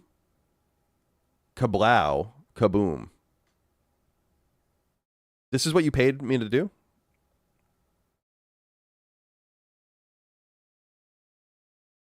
It's interesting. Well, hope it's money well spent for you. Thank you for writing in. My God, we have so many fucking super chats. Jesus Christ. Fuego del Sol Clips wrote in and said, is it nice to have someone that can read, by the way, doing these? Colin, I listened to the mixtape soundtrack while playing Saint Slayer. How does that make you feel? It makes me feel awful. I have no problem with mixtape. I mean, I didn't play it. I'm not going to play it, but the thing that bothered me about mixtape, although I think I got into this a little bit with someone on the show and they explained it a little bit to me, where I was like, all right, I was born in 1984. I'm a child of the 90s. The music, I looked up at the soundtrack for that and I'm like, this isn't the music people were listening to. But then I realized, like, oh, she's supposed to be like a music snob, like an aficionado that like is into like kind of the more niche things. Because I'm like, this is supposed to be very 1995. And then you look at the soundtrack and it's like, what? You can't lie to me about 1995. I was cogent and was there. This is not the music of 1995. But yeah, Chris, maybe that's when I was talking to about that.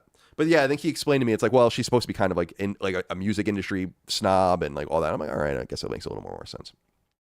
Now, the reason I'm insulted about you not watching or listening to Saint Slayer soundtrack while you're playing is because Saint Slayer soundtrack's sick. In fact, can you give me a minute? I got something to show you.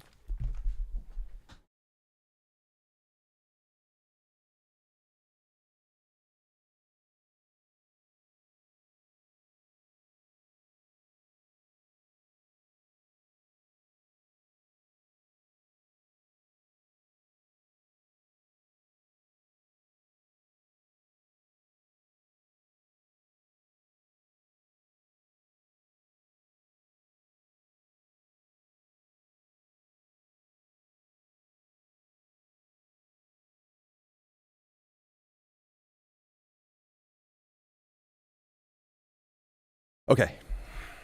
Sorry about that. So I got this in the mail a couple days ago. It's the test pressing for Saint Slayer. The vinyl. Here it is. Pretty cool. So if you ordered one of these, I think they're coming this fall, maybe? Something like that. I don't know. I have nothing to do with this. I'm not making any money on this. It has nothing to do with our merch shop. But I thought that was pretty cool. And I don't think this is what the cover is going to be, but I love this. I love this. Just the spear. Super cool. So yeah, just a test pressing, I guess, to make sure it was pressed properly and sounds good. I don't have a record player, so I can't listen to it.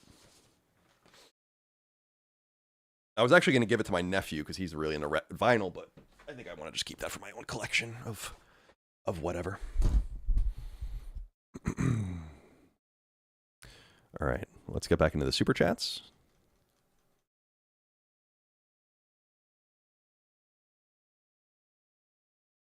Randomize says, did you see the candidate Count Binface who ran for London mayor? Doesn't that guy run all the time? I feel like I know that guy. He's the guy that wears like the armor, right? Let's see. Count. Yeah, I know this guy. This guy's been around for a while. Yeah, so he ran. Yeah, this is where I probably came up with 2019 general election is probably where I saw him.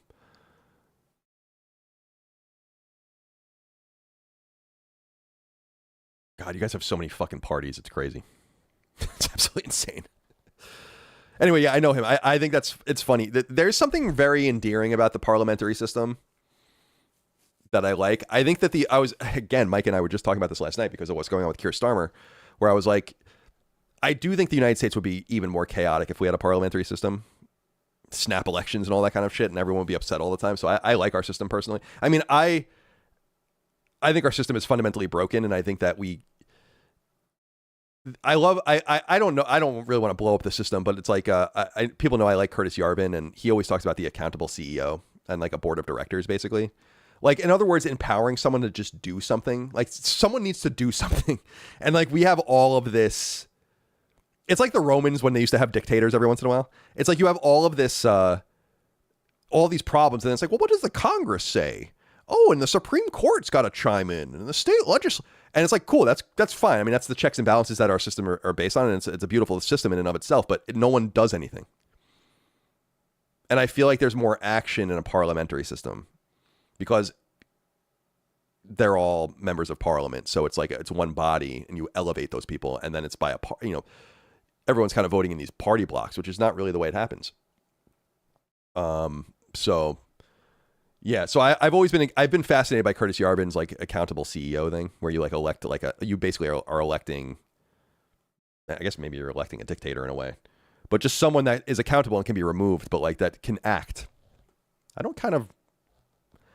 Things are so like look at our debt, for instance. Like, you need like a small cadre of people to fix that.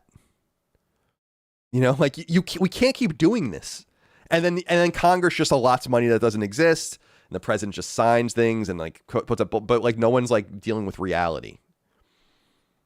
So anyway, all right. Thank you for writing in. Riv Hard wrote in and said, hoping for some insight. First Light should have been my first platinum trophy, but a bug has the Memento trophy saying 13 of 14. Realistically, what are the odds of a patch fixing that down the road? The odds are fairly good. However, I encourage you. I think if you know what collectible you're specifically missing, you can, as you know, in 007, you can load into chapters and then you can load into checkpoints. So load into the nearest checkpoint to the collectible you have, grab the collectible that you think you're missing, and then just let it sit. Because what I realized was the trophies were starting to break down at the end of the game for me too, and this is because the game is always online. It would take sometimes 30 seconds or more for a trophy to pop, even though I just got the collectible. And I thought it was broken too, so I would try to pop the trophy. It wouldn't operate properly. I would quit out, and then I would restart it and do it over and over again. And then I read online, it's like, just sit and let it wait. So perhaps if you know the specific thing you're missing to get the 14th of that Memento trophy, go and get it again. and then, just by loading in, and then let it sit and see if it pops. It might work. Okay. Front Porch says the Xbox crowd seems convinced that OD will be exclusive, but if I was Kojima, I'd be pissed if Asha rolls in and cancels my PS5 version. The Xbox crowd seems convinced of a lot of things. Let's just put it that way, and we'll just put a nice period on it and leave it there. They are convinced of many things. Yeah. I don't know if OD. I don't really give a shit if OD's exclusive or not, but I really don't think there's going to be many more exclusives. I mean, I'll just put it that way. Xbox is in a real bind, and I'll just continue to say that I think they have about a 1 in 20 chance of turning their hardware around. So without being able to do that, you're going to put your games everywhere. I mean, they're going to come to a realization that they can't do things the way they think they're going to do things. And I honestly don't think they have any real cogent strategy behind the scenes either. So,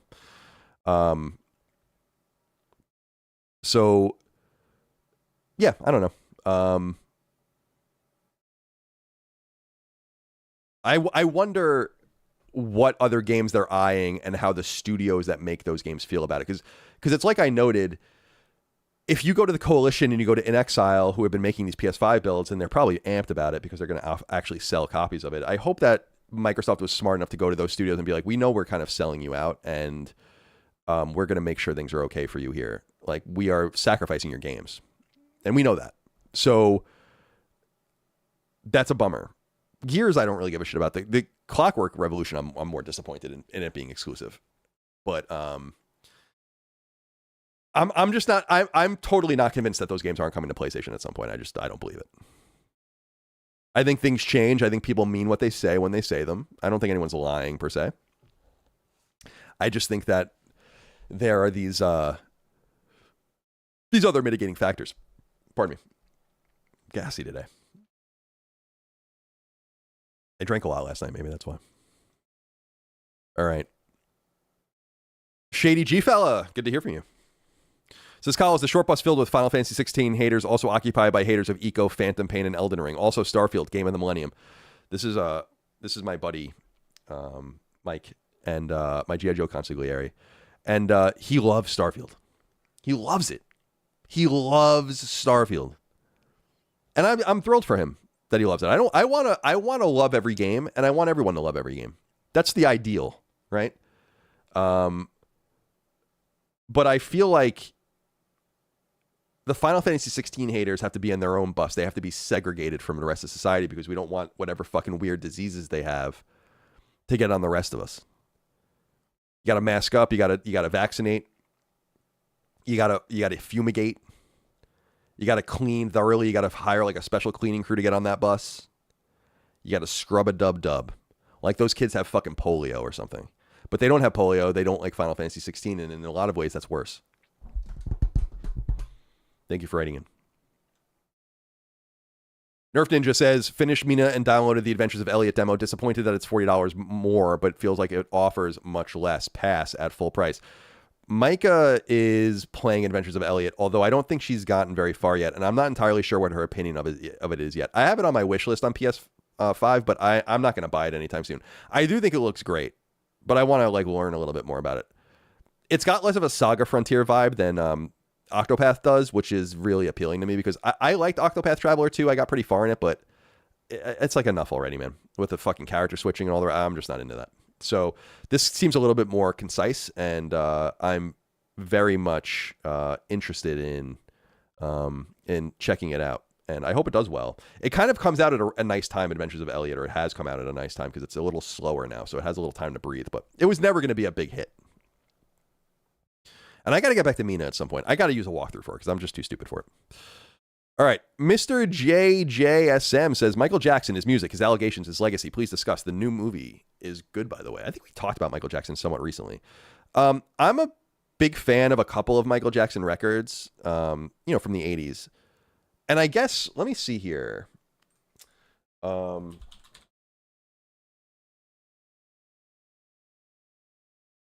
want to make sure I got the dates right. Yeah, so Thriller and Bad I love, And then there is the record Dangerous. Yeah, Dangerous is the one I'm thinking of from 1991. That was fairly good too, and that was somewhat prominent when I was like in elementary school. But Thriller, I listen to Thriller the whole record fairly often while I'm working out, and it's Sugarfoot on the drums. It's so good, man. And Bad is good too. But I'm not into Michael Jackson's like wider breadth of discography, and it's actually kind of surprising how few albums he has. Like, he doesn't have very many albums, and like he really became mega famous post Jackson 5 with Thriller. He had solo albums before that, like Off the Wall and whatnot, but it's funny that he really had like 3 or 4 albums during the very, very height of his fame. So you almost have to I love, it's like how I feel about 311, where, you know, my favorite band, where it's like they have so many albums now where it's like you go see them and they have to play some of this shit, and you like just long for the set lists of from 1997 or whatever when they had 4 albums. And like Michael Jackson doesn't really have that problem, or didn't have that problem. As far as the allegations, it's dicey. Like I think we're never really gonna know. I think that documentary from some years ago was really damning, but then some of those kids came out and I think said that they were misrepresenting things, and there are other people, I think Macaulay Culkin's one of those people, that were like, he never did anything with us. And if I were a betting man,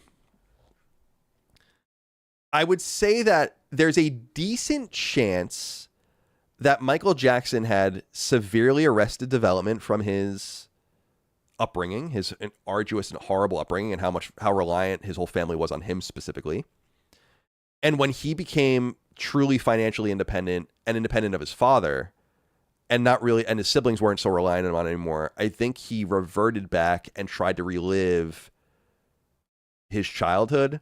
And so you could interpret the things that I think were inappropriate that he was doing, having children over and all that, but like, was it sexual, or was it part of a nostalgia or a recapturing of his childhood? I don't presume to know that. The thing that always sticks out with me with him was there was this interview, I want to say it was in 2003, with the British journalist Martin Bashir.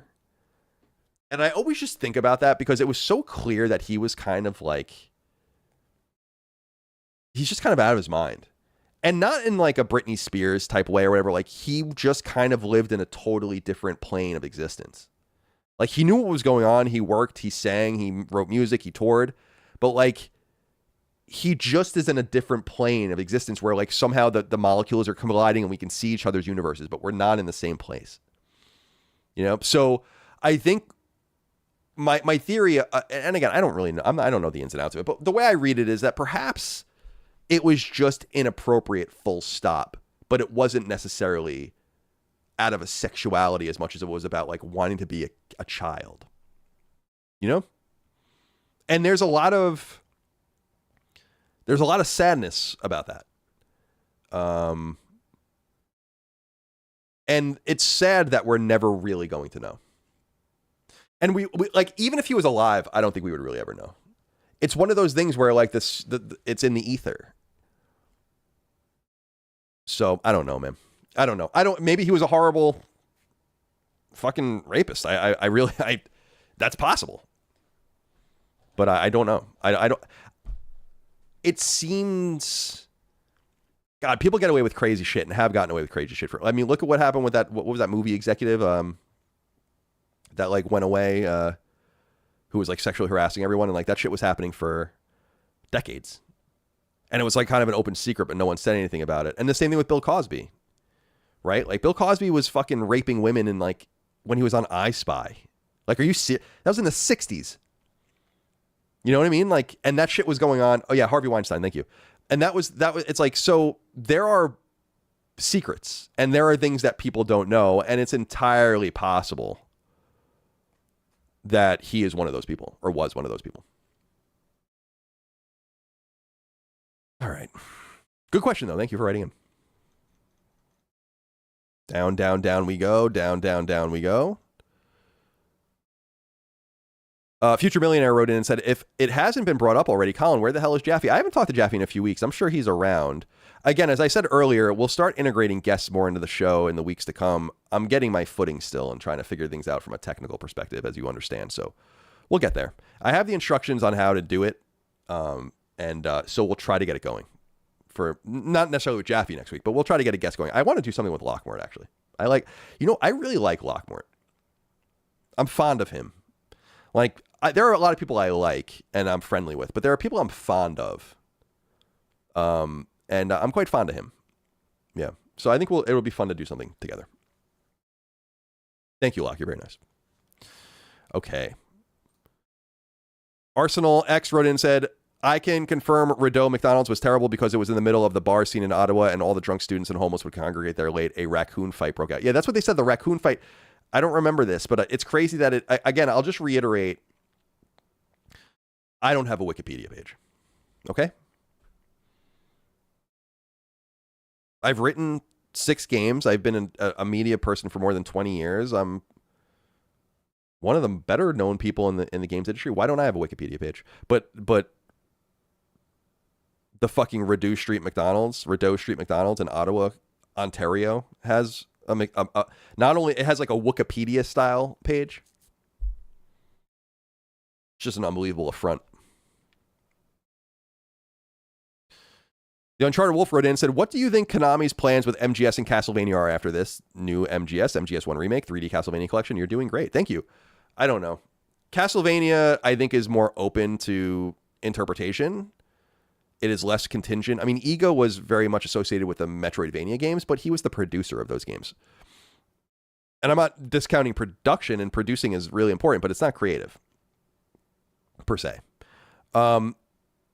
MGS ran through an auteur-style person in Kojima, and I think they're going to have a very hard time doing it without him. Not only without him, but will the audience receive a new Metal Gear game without him? The thing that I'm kind of fascinated by is, and I don't know if it's in the cards, and time heals a lot of wounds, and money certainly heals a lot of wounds, is like, what's stopping Konami from working with Kojima again?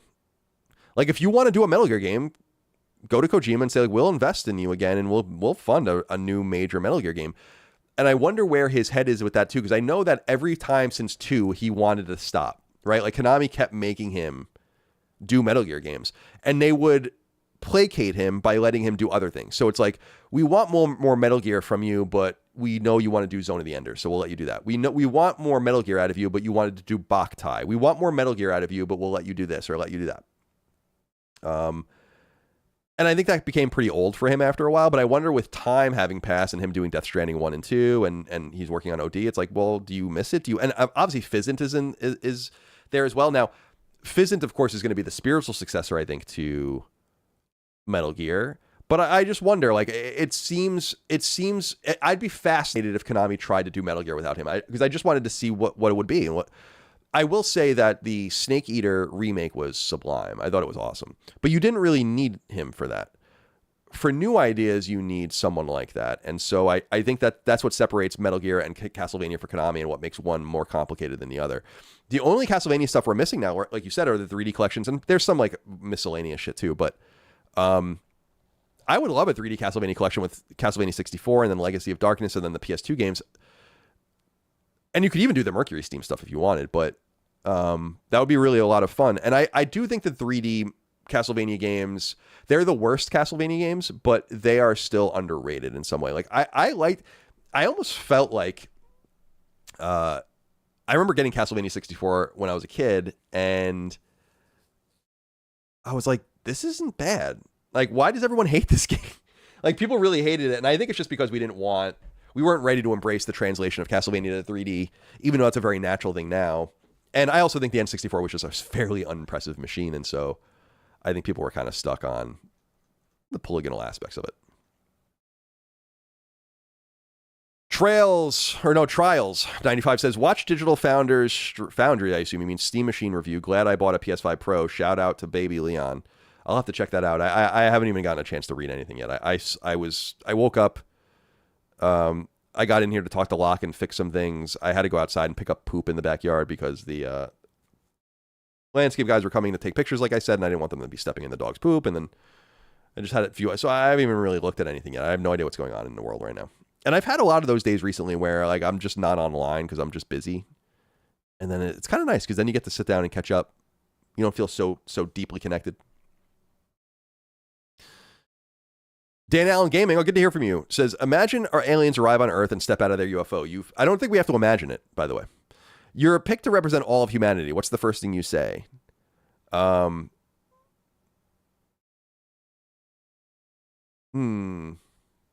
the first thing I say? What if I don't say anything? What if we take a gun and we just kill one of them right away? Just to show a level of dominance. You're on our turf. You're uninvited. You're from some other star system. And you just have the audacity to show up here and think that you're just going to just do it. This is the way we do things here on Earth. And then you just cap one of them. They're like, all right, now welcome to Earth and good to see you. But the aliens are already here. We know. That's what's so funny about all this alien shit too, is that you either have to believe that it is a massive counter psyop, like flooding the zone so you don't pay attention to something else, but it didn't work. And then it just keeps going on and on. Like it's obvious something is going on. Very interesting stuff. Very fascinating. Nerf Ninja says, if Dustin is the executive producer of Defining Duke, wasn't the responsibility to delete threads on Patreon ultimately his? Why did it fall to you? No, I think that it is incumbent on the people reading the threads and knowing when they're done. Because I'm always loath to delete any of the threads before I know a show is up, because I'm like, well, maybe they still need the thread. But once the show is up, then you know the thread is no longer active. I just like deleting it, my own threads, when I'm done with them, because it makes me feel like I got something done. It's like, all right, this is done. This is over. The next one will go up next week. We don't have to have this thread here, but I don't know. Who cares?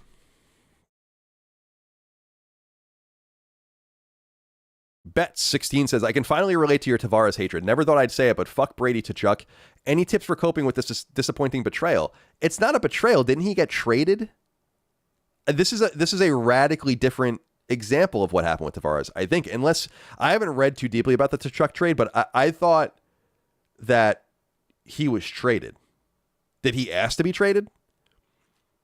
Because that's a radically different thing. What Tavares did was he told us past the trade deadline that he was going, he asked to be moved. Oh, I didn't know that. Okay, well, that's different. Because what Tavares did was he told, see, the Tavares thing is especially, well, let's back up. Didn't the Senators get 2 first-round picks? We got dick for Tavares. Nothing.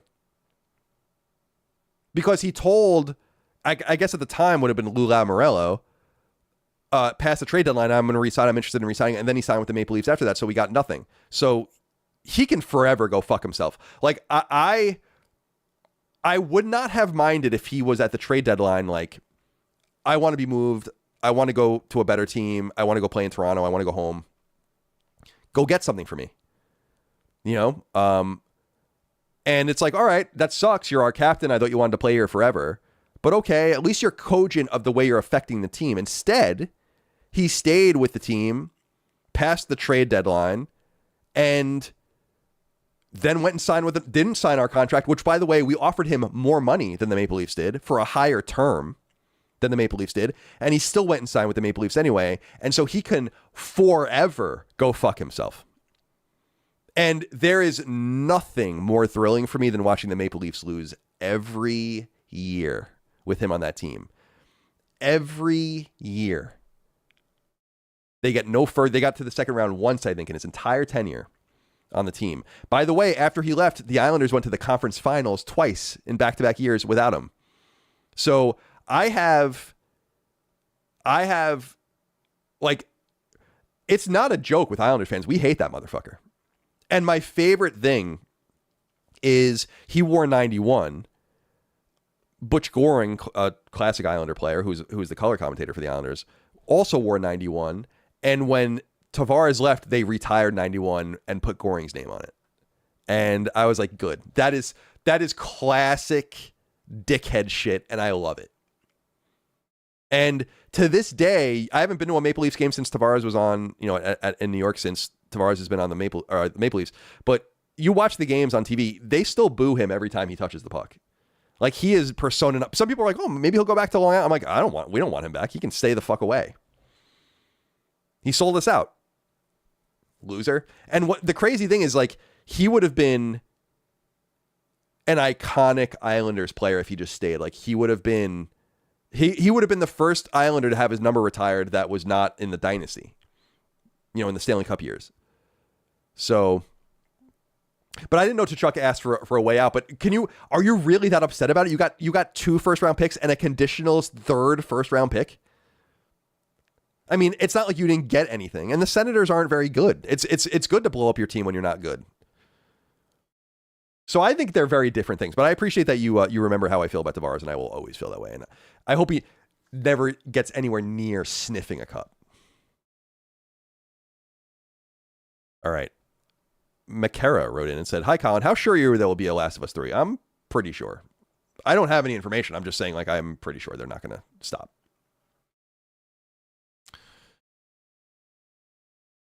Ben Dover wrote in and said, Father, not sure if it's been covered yet, but the Steam Machine prices just dropped $1,000 for every model. We did cover it. We covered it earlier, so just rewind and you can listen to that. Very interested in how this does. I want to see everyone's responses. I have not been on social media. I have not seen anything, so I really am just out of the loop right now. Toy Department, Kenny Kopnick wrote in and said, prepping for Joe Fest while watching, which will include traditional stops at Buc-ee's, Cookout, and Zaxby's. Have you had the pleasure of any of these since moving back to the good side of the country? We have Zaxby's around here, but I am not familiar with it. Like, I've never been. Because there's like a small legion of chicken restaurants, down here, which is cool. I love chicken. Cookout I've never even heard of. And then Buc-ee's I've never been to. When we played the live show in Houston a few years ago, though, I know that there was like a pilgrimage that some people took to a Buc-ee's to see what it was all about. So, no. By the way, Kenny, where are my G.I. Joes? Thank you for writing in. Zanfair wrote in and said, someone should ask Xbox if buying a first-party game or playing it on Game Pass helps the dev more. I know the answer, but curious how they would answer it. That is a good... They will have some sort of media-trained answer to that, though. They'll be like, it's whatever's best for the player. Of course, buying the game would be a lot better. You're going to see what happens with Gears. I mean, we all know what's going to happen with that game. So, but it will be very interesting to see how badly they sacrifice that game at the altar of these exclusives that are not going to move the needle at all. It's just like, it's so funny, man, because like nothing is going to change things for Xbox. So like, why are you doing this to yourself? It's not going to change. As I keep saying over and over again, just wait. You want to see what happens? Just wait. And you'll see.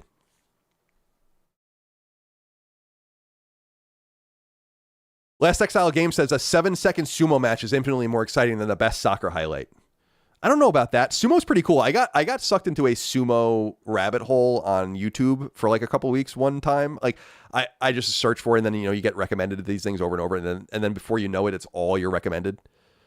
And it is very cool. I love I learned it from E Honda when I was a kid, like throwing the rice before you get on the mat and stuff. It's very neat. It's a very interesting tradition. Sumo is not as good as soccer. I will say that.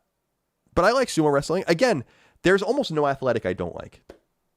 You know what's fun? Ultimate Frisbee. I used to like playing that a lot. Okay. Mikhail Kuhn says, thoughts on a Damian Wayne Arkham style game. What does that mean?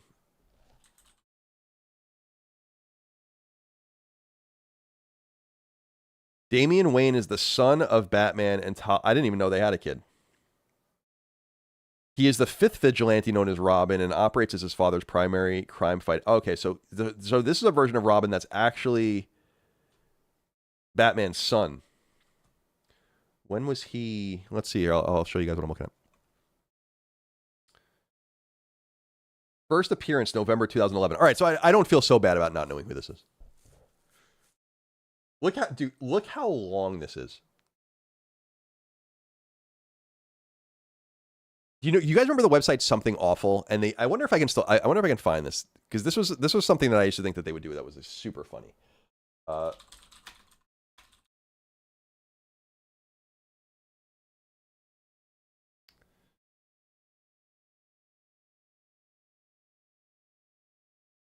Yeah, so this is, I don't know why I remember this. This is in The Art of Wiki Groaning. And so what you do is you go to Wikipedia to find like a real thing, and then you go to like the fake Wikipedia and you compare them. So like this is Prime Number and Optimus Prime. So like the Prime Number one is this, but then the Optimus Prime one is also like ridiculously long. I love that. I don't know why I'm reminded of that, where they just would like make these comparisons about like, look at this fake Wikipedia page and then look at this real Wikipedia page and look how comparable they are. I don't know why I remember that. Anyway, I have no thoughts on it because I really don't know who Damian Wayne is. But I'm fine with that. I mean, if that's what Batman fans want, I'll defer to you guys on that. Nick Domi says, if you were to be buried or cremated with anything, what would it be? Mine are a Mega Man 2 and Super Mario Brothers 3 cartridges, an NES controller, and a Seinfeld DVD set. I want to be cremated, and my whole family knows that I must be cremated. And I don't want to be cremated with anything. Just cremate me. What does it matter at that point? But if you want to be buried like an Egyptian god or an Egyptian pharaoh, where you're like buried with like all these different worldly goods, you might even be buried with your own servants. But no, not for me. None of that. Right, next inquiry comes from Optimus Murph. Says, well, at least Onimusha releasing earlier than expected is exciting. Yeah, I mean, I kind of expected it this year, but wait, is it released? Are you saying that it has a new date, or are you saying it's just releasing sooner than you had anticipated? Because I'm very excited to play that game as well. It is coming out in a total crunch of games, so I it would be cool if they pragmated that. Oh, it got a new date. Okay, let's check it out. It's funny, Capcom did this with Pragmata as well. Onimusha due date. September 4th. So it moved it up 3 weeks. That's cool. I didn't even know that. That's smart. That's the second time Capcom's done this year. I defer to them on these decisions because they seem like they're making good choices. The Uncharted Wolf says, being called a dumb fuck by Colin is a great experience. Love the conversation. Just wanted to mess with you. Doing great without Dustin. Thank you. I just get annoyed sometimes when people are like, Colin's so political. And I'm like, I'm really not. Like, you guys bring it up. I'm not like going into like diatribes like randomly. It's just not a thing that happens. Like, things come up and then we talk about them. But I get annoyed when people are like, oh, look at how political Colin's being. I'm like, you literally just asked me about Keir Starmer. And then you're like, Colin's getting political. And I'm like, then don't ask me. It's really that simple, isn't it? I could also ignore the political stuff if you want, but I don't think that that's really in line with our traditions. Thank you for writing in. Bench Frog says, late to the McDonald's conversation, but they have basically become unaffordable. Everything is twice as expensive as it was before COVID. Yeah, McDonald's really is expensive now.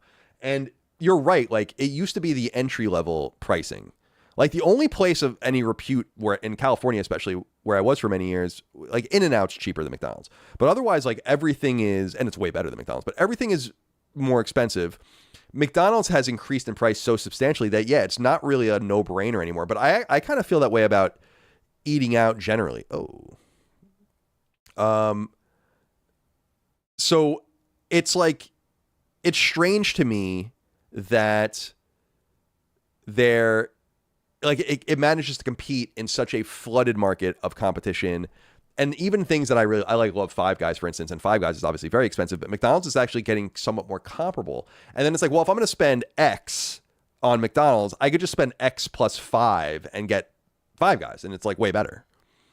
So it is a problem, and I hope that they're able to solve that. Although prices aren't going to ever go down for anything, so get used to it. All right. Ty Simmons says, "Thank you for your donation." Thank you for your donation. Zeron21 says, Final Fantasy 16 is such an awesome game. If only it didn't run like a PS3 game. Even the devs abandoned it and never patched it for PS5 Pro. Sad to see. I mean, yeah, it is sad. It came out too early for PS5 Pro, obviously, and maybe they just didn't feel like it was worth it. It didn't run the best during the boss fights, or whatever. But I thought it was generally fine, and it's such a special game. I'm hoping people really like it. Ty Simmons says, "Good job." Look at this cute little thing here. Is that a little wolf, a little cat, dog, something? I don't know what that is. We have a write-in from Commander Shepard who says, "You were moderate in your views when you lived in the West, but since you moved east, you become more partisan. If you were still a kind of funny, do you think you would have voted for Trump?" Yeah, I mean, who knows? But I totally disagree, by the way. I was extremely partisan when I was younger. I think I maybe hit it better than at certain times than others, but there's no universe where my politics haven't really changed at all. And I'm definitely not more partisan now than I was then. I'm not even part of a party. I'm independent. I've said before, the Republicans are not conservative enough for me. So I'm not going to be a Republican. But I'm going to vote with them usually. I mean, I'm never going to vote for a Democrat. I'll just be honest with you. I'm not going to vote for a party that seems to prioritize foreigners and criminals and all these. Like it's just totally anathema to the way I feel. So like they can say whatever they want, but as long as they continue that posture, it's gross, and I'm not going to do it. So I'm left like kind of as a right-leaning independent, and the Republican Party is not sufficient for what I want. We need a more right-wing party and a more grounded populist vision for the United States that takes care of the individual. So that's like the most important thing for me. The Democratic Party is a joke. And like, it's so funny how they, like, I listen to a lot of the things they say and I'm like, do you ever say anything that appeals to me? Like, is there anything ever that you have ever said that appeals to me at this point? You know, like the answer is no. So I want a party that represents the country's population, our workers, our children, all those kinds of things, and the rest of the world can take care of itself. But the Republican Party is closer aligned with things that I want than it's probably ever been, but it's still a mile away, and there's a lot of people that need to go. And I think the Republicans need to experience I think they're going to, but I think they need to experience a time in the wilderness again. Like they almost got it, but not quite.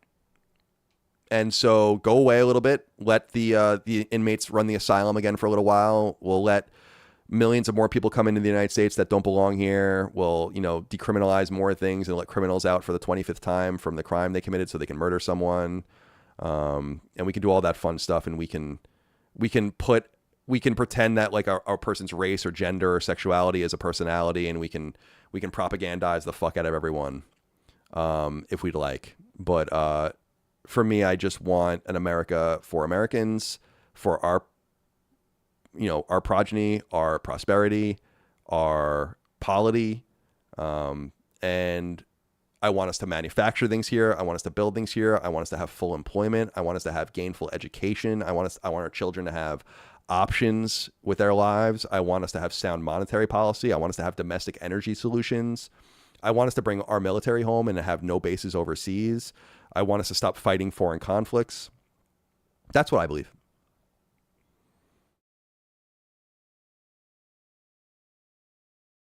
Like, and by the way, unabashedly, I believe that. There's nothing I said that's bad. Not a single iota of it. And that's the funniest thing about people getting so upset about my politics. Like, what specifically upsets you? Be specific.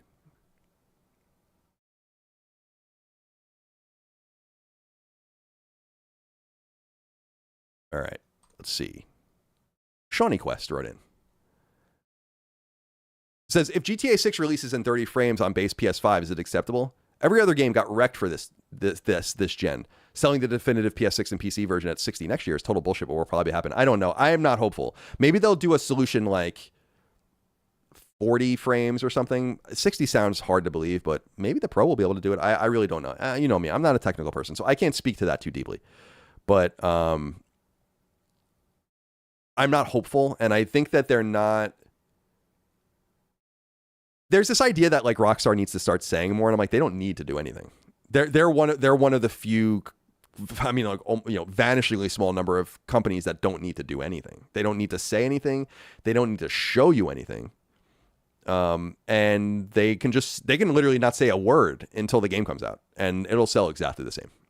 So I don't believe that the conventional wisdom about them needing to, I'm not surprised that like there's this idea. Let me put it this way. I'm not surprised that people want more. And they're desperate. They're desperate for information. But I actually kind of find the mystique around it to be more exciting. Now, I think that mystique is going to go away because I think pre-orders go live on the 25th, and I would imagine they're going to release a new trailer at that time and probably show a bunch of the game. But I will say I've never been more interested in a game in my life. And it's not even that I'm excited to play it. I am. I want to play it. I think it looks cool. I'm just very deeply interested in how it performs, what people think of it, sales figures, and just this idea that I've kind of postulated over and over again that like with the amount of money spent and time spent and the prestige behind the product, you kind of got to assume it's going to be, and I don't want to say you assume it's going to be anything. You should have the assumption, let's say it that, you should have the assumption that this game is going to be flawless. It's not every day that a company spends a couple $1 billion on a game. It's not every day that there are thousands of people working for a decade on a game. So from that perspective, like from that perspective, expectation should be high, and I hope that they are met. Let's say that. Let's see. Chet Snooze wrote in and said, next year is Vegas Massacre's 10th anniversary. Is uncovering the truth worth being murdered or disappeared? Also, what's your view on Nick Fuentes? I don't know very much about this Nick Fuentes guy. I see him pop up every once in a while. Comes off to me as deeply racist. Maybe I don't have the full breadth of his viewpoints or whatever. I think people like him and others make a mistake, a fundamental mistake, about focusing on race. And I don't think race is the problem. I believe that a person can be born anywhere in the world and become American. And I believe that especially if you were an infant, and I always use this example, like you were in Mogadishu, born to a fucking super poor family, and you get just abducted and brought to the United States, and you're raised as an American. You are culturally American, and you were raised under the guise that was of making you American. The problem is culture. And the compatible culture and the incompatible culture. It's not about race. And I think reducing it to race is a major mistake, and it's going to alienate a shit ton of people that are otherwise on your side because they are culturally American, but they might have a different skin color. They might have grown up in a different tradition, but they've absorbed America. And that's what America is, in my opinion. So I don't vibe with racism. Like, I vibe with fighting over superior culture. And I guess you could say that, like, well, there are these inferior cultures to America all over the world, and certainly they exist. And they're populated by X, Y, or Z, but I'm like, that's, again, a cultural imprint, but not an individualized imprint. You're not born into Iran as an Iranian. You're born in Iran and raised as an Iranian. Does that? I hope that makes sense in a way. Race is not a construct, it's a reality, but I believe the United States is a multiracial, and one of the few really, multiracial societies. It's about absorbing people from other societies that are incompatible with us. And sometimes that comes off as racial to people, but it's not really about race. Because I look around, I've known people of every color and creed in my life that are, you know, Indians and Arabs and Hispanics and Asians, and they're as American as I am. But they were born and raised here, and they imbibe America. We need a... So I in other words, like the racial stuff that I think this guy like Nick Fuentes and other people fight for is just not something I truly don't believe in it. And I believe it's counterproductive. But I don't believe it's counterproductive to say, like, American society and American culture is infinitely superior to, say, Somalian culture and society. Infinitely. Or Saudi society and culture. Or etc. X, Y, and Z. That's a fact. Like, there's just no doubt about it.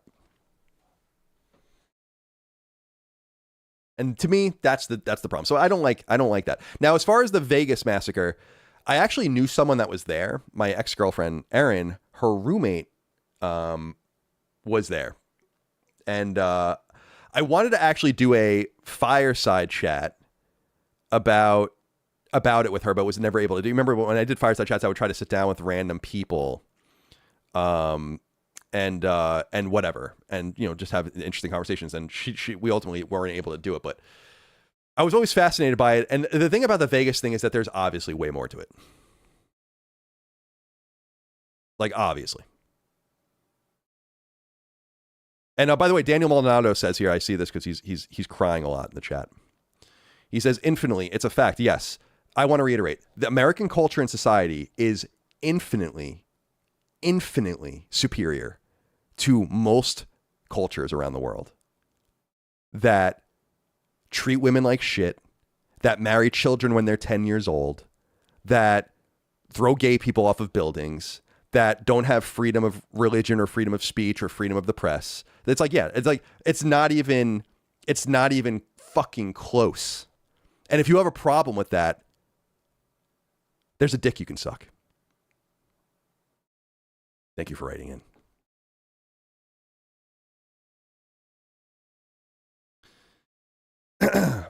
Fire Rock 277 wrote in and said, I don't understand the want for PS6's delay. It should be 2027. Most people don't buy first year. Always been the case. I got PS5 day one. Delay not needed. This will be up to the powers that be. I mean, they're going to be able to read the numbers. And they're going to have to kind of figure out what they think the best play is. I continue to be of the mind that you simply can't not release it.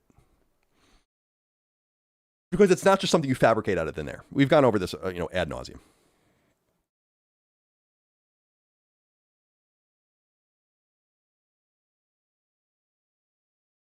Lord Caro says, there have been multiple allegations of toxic and abusive workplace at LSM. When will the menace of Maleficent column be addressed? Free Maddie. There have been no accusations of that. For those accusations to exist, I'd have to talk to people. And I don't do that. I leave everyone alone. So, toxic and abusive workplace, more like a comically loose and flagrantly free.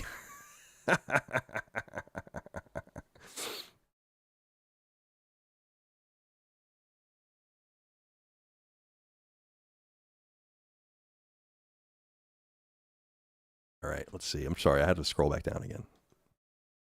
Do you guys want to keep arguing in the chat about the things I'm saying, or do you want me to move on with super chats? Because we can continue to argue. I can continue to show you how much smarter I am than you if you want.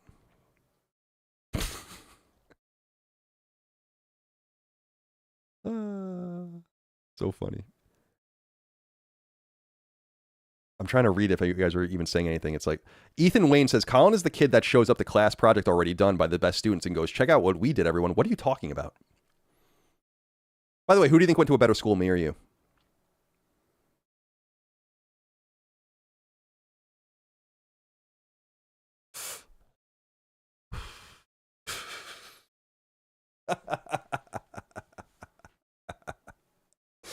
Who went to the better school? You wouldn't have been in the class projects at my school.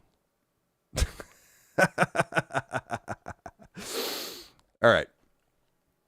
Let's see. Yeah, I'm trying. I mean, I don't want to like ignore the things people are saying if they have problems, but I'm not saying anything bad anyway. All right. Let's see. HYBC Gaming says, thank you for your donation. Thank you for your donation. Combat Jack says, any predictions on when we'll finally get to play Judas? I don't know. Not this year. Not this year. So maybe next year. I think they're doing the low and slow kind of thing, which is cool. And obviously Take-Two is patient with them, and I think they see that they have something. Take-Two is clearly Take-Two is clearly a different sort of publisher that is not necessarily auteur oriented, but had a sort of a vision for a final product that must be achieved. And I guess what I'm saying is that you kind of see that with the BioShock stuff, where the BioShock game is, as I understand, and well, they've talked about it, it's like it's done. I mean, it's like playable, but like they're not releasing it. And because they say it's good, we need it to be great.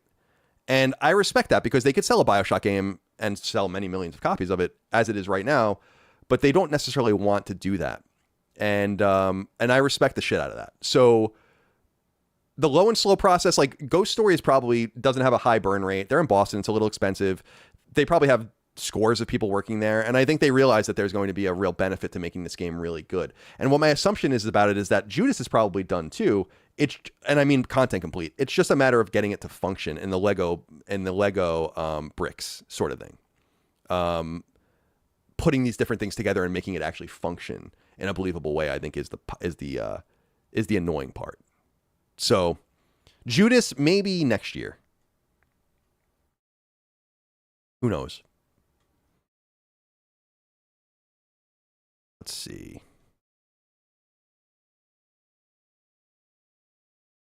CJJB wrote in and said, "Hey Colin, if you like all sports, you should check out hurling and Gaelic football. They're sports played here in Ireland and are a great watch." Hurling, I think I know. Let me make sure that I... Yeah, I know this. Yeah, these are cool games. I again, like, this is the kind of shit that's going to be on TV now for like the next 2 months if you watch like ESPN or FS1 or whatever, where this is what you're gonna have to kind of deal with. Yeah, I think I love all sport. I love physical sport. I love old school sport, like the more traditional sports or whatever. And I like how but many countries have their own unique,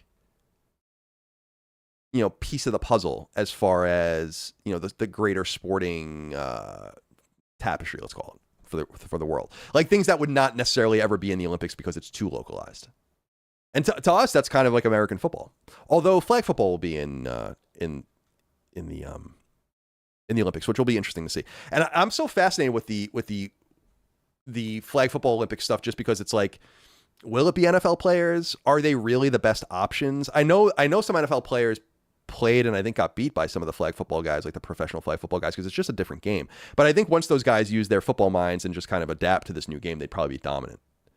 So we'll see how that all works out when the time comes.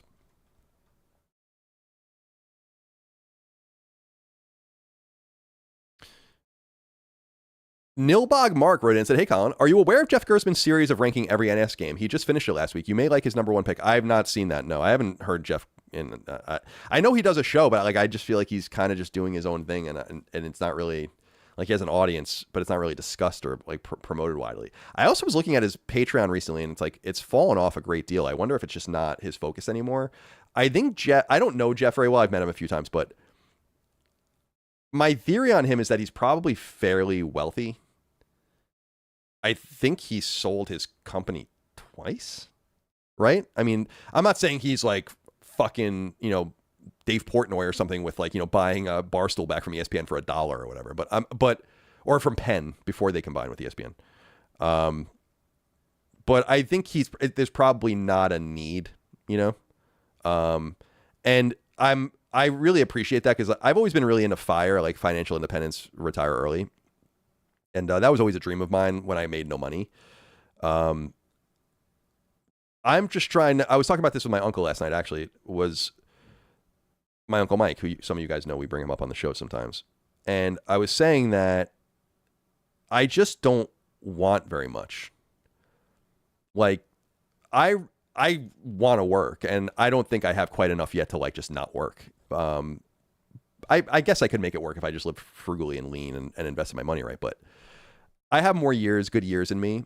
And my focus personally is to just get to a position where I truly do feel comfortable enough to just do things for the love of the game purely. And I can probably be in that position in a few years if things keep going well. So like, I really appreciate what Jeff's doing because he's kind of just doing his own thing, it seems like. And I think that that's really, there's something really admirable about that. Because you can keep pressing economically and make more and more and more and do what better and better and better, which is awesome. And there's totally a place for that in our society. But for me, like, I just want a little, like paying off my house and having no debt and good investments and good money in the bank or whatever, like that's a blessing for me. And that's all I ever really wanted was, in other words, I've never strove for the nicest things or the nicest house or the best this or the best that. That's never really been my thing. What I've always wanted was a level of what comfort means to me is no worry. And I'm in that position. And that is so freeing and liberating to me. Liberating, I should say. Where what's so ironic about it is that when I made nothing and had nothing in my early 20s or whatever, and I was on my own and I was like I had no money and I was fucking broke and I had all this student debt and whatever is, I was so carefree. And I wonder if anyone can kind of relate to that. Like, it was so interesting to have nothing. I've told this story about how I was going home in a cab once from a bar after hanging out with the guys from IGN. And I was going home. This is probably 2007, 2008. And I had like $20 to my name. And so I was taking the cab home and I was watching the meter. And then like when it got to like $17, I was like, all right, I have no more money. So like, I was like, you got to just stop. He's like, oh, you wanted to go here? And I'm like, yeah, but I only have $20. And I had to walk the rest of the way. And for something there's something liberating about that, but it is intuitively scary. You just can't you have to compartmentalize and you can't focus on that. And to be able to get rid of that inner dread is something I wish for everybody. And so like my dream has never been to have a $5 million house and 500 acres of land and a fucking Cessna and, like all like, and the $1,000 shoes and like, that's just not my thing. And so it's not that difficult for me to have lived a more realistic life to get myself into a position where I can just continue to live a realistic life and never have to worry. But I don't want to live outside those bounds. Like, I don't know what's going to happen to us in the future, like with our house and all the rest and where we want to go. But like, there's a realistic opportunity to just stay here forever. And I wouldn't really mind that. We own the place and we can just kind of be and kind of get out of the rat race. And that's always been my dream. I do believe that when I read, I'm really into finance and like I look at a lot of things and I like a lot of pop finance because I felt like it was really influential to me. Like I've said a million times, Susie Orman was like a huge influence on me, and when I was younger, and it's very basic. It's like what people always say about Dave Ramsey. Like, it's good for people that don't have anything or aren't good with money. But once you're like, you have money or you're good with money, you probably should move on to someone that can help you better. But she was the one that was like, have an emergency fund, pay off your debts, don't have credit debt, don't do everything you can to like live with within your means. And what I always tell people is to live below your means. I live substantially below my means. I have always lived substantially below my means. And I think that just gives you more room to work with. And I think I think at heart also, I'm just a middle-class person. I grew up middle class. I think some people would suggest I grew up maybe upper middle class. I think that was true when my parents were together. I think it was more middle or even working class, depending on the position I was in and the parent I was with after that. But we had like nice things, I guess, but the one thing I'm grateful to my parents for many things, but one thing that I'm really grateful for in hindsight, it was frustrating at the time, of course, but the thing that I'm really grateful for is that they didn't really give us anything. We ate, we had clothes, we had a house, we had, a basketball hoop. And, I'm not saying like we were like without. What I'm saying is like, it never occurred that I was like, I want this toy. Like, unless it was like a birthday or Christmas, or if I got a good report card. Dagan always talks about that. Like, maybe you get a really good report card and you maybe go pick out a toy. But it was always like, I want this G.I. Joe. And my parents would be like, all right, well, it's X amount of money, and so this is what you have to do. And it would be, I remember, it's so funny when I was really little, it was always like this menial shit. But it taught me a lesson. So my mom would be like, all right, we'll buy this G.I. Joe, or I'll buy this G.I. Joe for you, but when we go home, you have to dust all of the baseboards and all the windowsills and all of that. And then they start giving you more responsibility and more responsibility. And then I was mowing the lawns and cleaning the pool and vacuuming and doing the dishes and all that. And it was just a way for like my parents to, I think, instill in me, my dad especially, like, we're not giving you shit. You're going to earn every dollar and you can spend it however you want. And I always said money always burned a hole in my pocket when I was a kid. I didn't have $1,000 to my name until I got out of college. Not because I never made that money. I had a job when I was 14 and I was making, a couple $100s a week, but I would be like, I was making my brother-in-law laugh about this recently where I'm like, I used to buy so many video games that like half my games are not even opened. Like, so when I stopped collecting toys and then I got a job in 10th grade and all of that, I moved on to all these things. So I think it set a predicate for me in my life where they're like, no, we're not going to give you money to go to the movies. We're not going to just do this. Like, we have money and we are willing to share it if you take something off of us, if you do something for us, if you work for it. And as soon as I turned 14, and I think it's still true in New York and probably other places, you can get a job. And I did. I got a job immediately because that was like kind of what was expected of me. And I just think that like that level of grind and that level of knowledge of like, this is what it is, and this is what $1 is, and this is how you earn $1. And I worked some shitty jobs, like I said, I was a landscaper and groundskeeper. I see people make fun of me sometimes where they're like, oh, Colin landscaped for a semester and he thinks I landscaped for 5 years. So no, not a semester.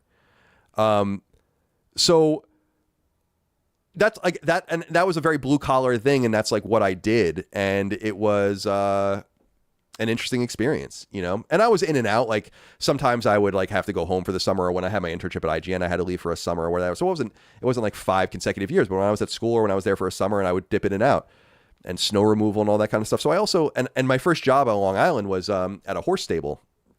And my only job, and I didn't mind it because we got to ride the horses at the end of the day, which was cool. Like you would pick, it was like a stable where people would come and ride and they kept their horses and put them up or whatever.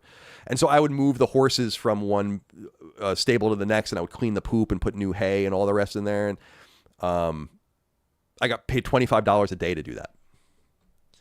And yeah, I see Darth Monkey says summers are hell. That is all, dude. I remember the summer of, well, I was a landscaper in the summer of 2005 on Long Island. I worked for a place called the Post Morrow Foundation, which is a land trust. And then the summer, and that was, I remember that summer really well because it didn't rain. You guys can straight up look it up. Like look up the historical rain for, like it did not rain that summer.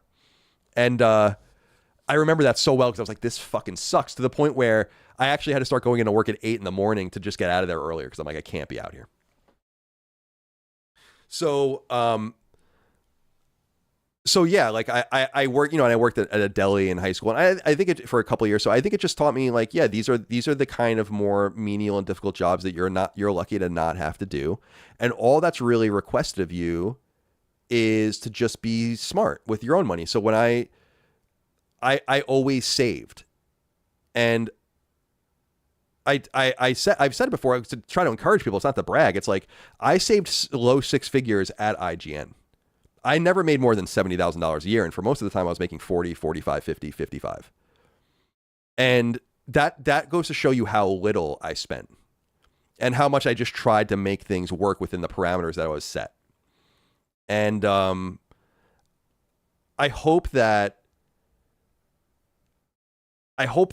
my experience and my openness about finance, I don't talk about like specific numbers. I'm not like, but like it's important and you should take very, very, very good care of your money.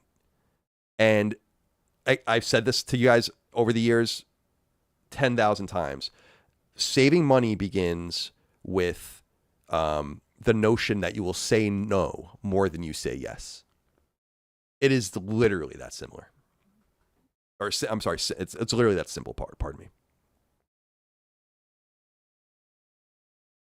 And yeah, Tim the Legend says, Colin got games for free at IGN, which isn't the whole story, obviously, but helps a lot in saving. Yeah, that's true. I got all my games for free. I didn't pay for a single game.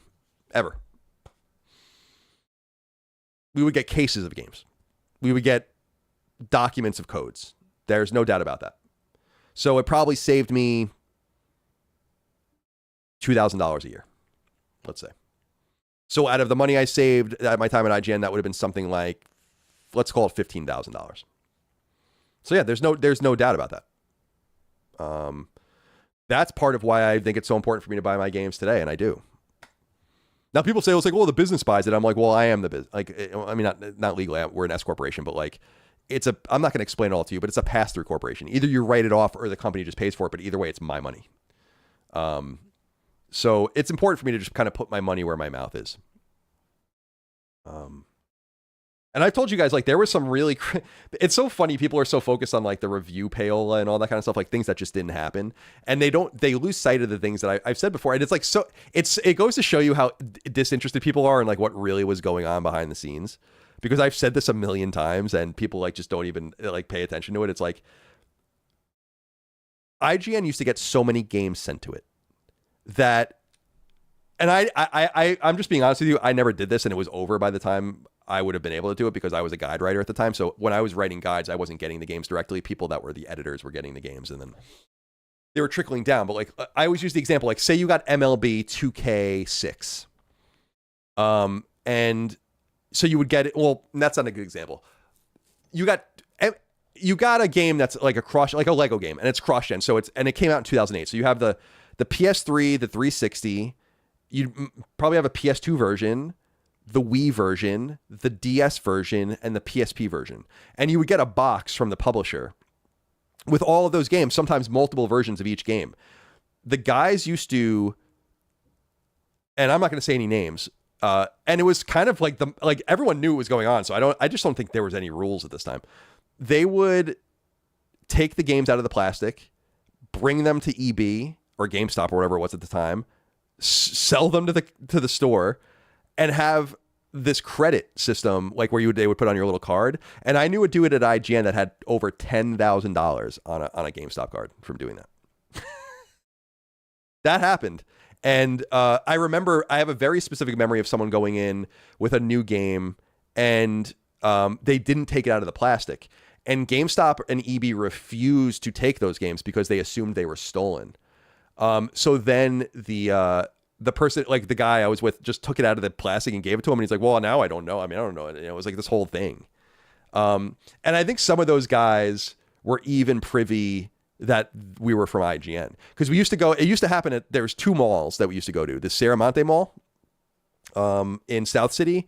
And then we would go to the Tanforan Mall, which is further south from San Francisco, but it's like a really nice mall, like an upscale mall. And those were the two places we used to go, and they would do that kind of stuff.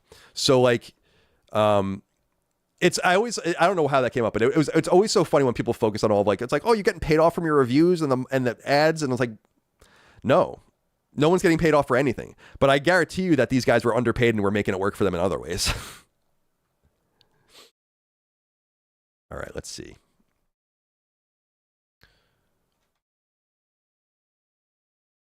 So many more to go there. HYBC Gaming says, the Brady to Chuck thing is exactly like the Carlos Boozer deal. Boozer had a handshake deal with a blind man, Gordon Gund, and then signed with the Jazz. Could have played with LBJ forever and fucked it. Yeah, I mean, again, I'm not going to presume to understand this situation. I didn't even know he was asking for a way out. But it feels like he got something nice for it. So you can't be too upset about it. Team Drunk says, Colin, will you look at the 2026 lineup of Bonnaroo and tell us how many artists you actually recognize? Sure.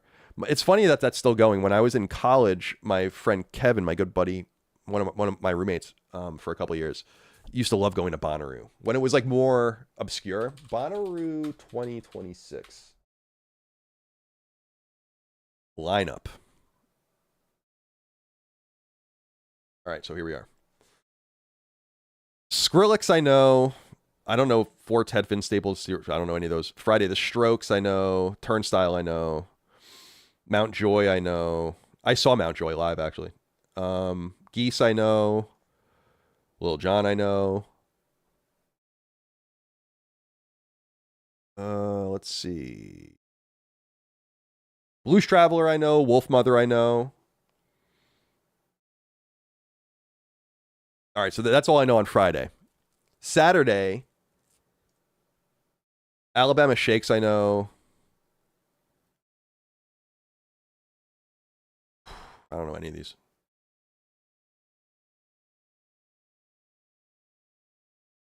I don't know any other ones on that entire list. Kesha, I know. All right, so yeah, Sunday we're on. All right, so I know Kesha. Clips, I know. They're from Virginia. I love Clips's 2002 record. We're from Virginia. We ain't shit to do but cook. Modest Mouse, I know. And that's it. I was doing pretty good with the first day, though, wasn't I? I thought we were on to something with that first day. If you guys are into Clips, by the way, they did a Tiny Desk performance a couple months ago. It's fucking sick. Just wonderful. Well, I love everything with the Neptunes and like that NERD and like all the early 2000 stuff coming out of like Virginia Beach. Really good shit. Okay. Thank you for writing in. And if you're going, have fun. Matt Mann wrote in and said, what do you think the GTA 6 pre-orders will look like in terms of numbers and pricing? We might also get a look at the map if there's a collector's edition. Numbers, like in terms of how many pre-orders there are, I don't know if we'll ever know, but millions. And then pricing, we talked a little bit about this on Sacred, but I assume it's going to be a $70 game. I think they could get away with, there's multiple ways to look at it. You can imagine them going lower, but I just don't think you even have to. Like you can imagine it making it more appropriate or more attractive at $60, but is it really more attractive at $60 than $70? Like, is that really going to be the convincer for Grand Theft Auto? It's not Expedition 33 or whatever. And then you can imagine them going higher. There have been some $80 games. Grand Theft Auto can certainly justify it. And then you can imagine them even justifying it even higher. But I think what they'll do is just multiple SKUs and it'll start at $70 and then there'll be special editions. And then I imagine there'll probably be an early access thing as well. Although I wonder if they would even do that with a game like this. Or just have everyone play it at the same time. I don't know. So I think my person, and I think Strauss-Zelnick has kind of given a hint that it's going to be a standard $70 price. But I think they can go higher. I think you can get away with charging up to $100 for the standard version of Grand Theft Auto. By the way, I want to be clear. They're not going to charge $100. I don't think they're going to charge $80, but I'm saying I think they could. And by the way, it might be worth that. At some point, some game is going to have to prove it, and it might be that this is the game that really needs to prove it, but I don't think it'll work out like that personally. Bobby wrote in and said, are you actually a Leafs hater or just a Tavares hater, therefore a Leafs hater? As a fan, the hate feels a little tired, but the glazing, on the other hand, is also tired. I wish I cheered for a smaller market team. A lot of it has to do with Tavares. I don't know how old you are. I don't know if you remember the 2002 Islanders Leafs first round playoff series. That was a very contentious series, and I was at one of those games actually on Long Island. It was one of the great sports events that I've ever seen live, probably the greatest, because it was the Sean Bates penalty shot game. And I was a senior in high school. It was awesome. I still have the rally towel in my closet. It's just hanging in my closet. So no, I mean, there are teams. The Leafs aren't even in our division. It's like the hockey teams I truly hate. Like I hate the Rangers. I fucking hate them. I hate them. I hate the team. I hate the players. I hate the coaches. I even kind of hate the fans, if I'm being honest. I mean, I know a lot of Ranger fans that are my friends, but I kind of hate them too. And then you kind of emanate out from there a little bit, where it's like I have beef with the Penguins. It's really who your divisional matchups are, and then who you're running into in the playoffs, especially in the new structure where you're usually playing divisional playoff rounds the first time. So like we just happen to run into the Penguins all the time, and we happen to run into like the Capitals. And but then it's like there's weirdness. Like you would think we would have beef with the Devils, but I don't think the Islanders and the Devils have ever played a playoff series. which is so weird. Maybe during the Dynasty era, but I don't even think so. They were new at that point. They would have been the Colorado Rockies actually during half of that time. So it's just like teams that you would think you would have beef with, you really don't. The same thing with the Flyers. Like, we actually beat the Flyers for I think the third Stanley Cup that we won, but since then I don't think they've even played in the playoffs. And then there are, once you leave the division but stay in the conference, then there are other teams we happen to run into fairly often too, and like the Lightning are one of those teams. So I don't really have when Tavares is off the Leafs, I won't even really care anymore. But I've been enjoying watching them lose in the interim. It's been one of my great joys in life. Booch wrote in and said, has Dustin's absence cost you any new gut trouble? No, I'm feeling pretty good, actually. Stomach's feeling pretty good. Thank you for asking. I don't want to say it's seasonal, because that puts too much of a fine point on it. It seems like it vacillates. And a lot of it is just stress, and I just don't feel incredibly stressed these days. So I feel pretty good. I also feel like I'm healthy. I've lost like 10 pounds. Not that I really needed to lose weight per se, but I went out to dinner last week with my brother-in-law, and I walked in. He was sitting at the table already. He's like, oh, you look good. You look skinny. I'm like, oh, well, thanks. I guess I looked fucking fat and morbidly obese before. But I'm just trying to make smaller micro decisions. The major thing is that I'm not snacking. I don't eat until we eat dinner at 8 at night. But then like around midnight, I would usually have like a snack. And that could turn into like a shit ton of cashews or like peanut butter crackers, or just, it gets out of control because you have no limit on it. Micah's doing the laundry, by the way, behind me in case you see it. But I've kind of tried to, instead of doing that, just trying to eat some leftovers from dinner, maybe even dinner that night or dinner the night before. So just like make a little plate or make like a little tortilla burrito of like some meat. And I feel like that's actually just helped me moderate my weight a little bit better, as opposed to kind of getting lost in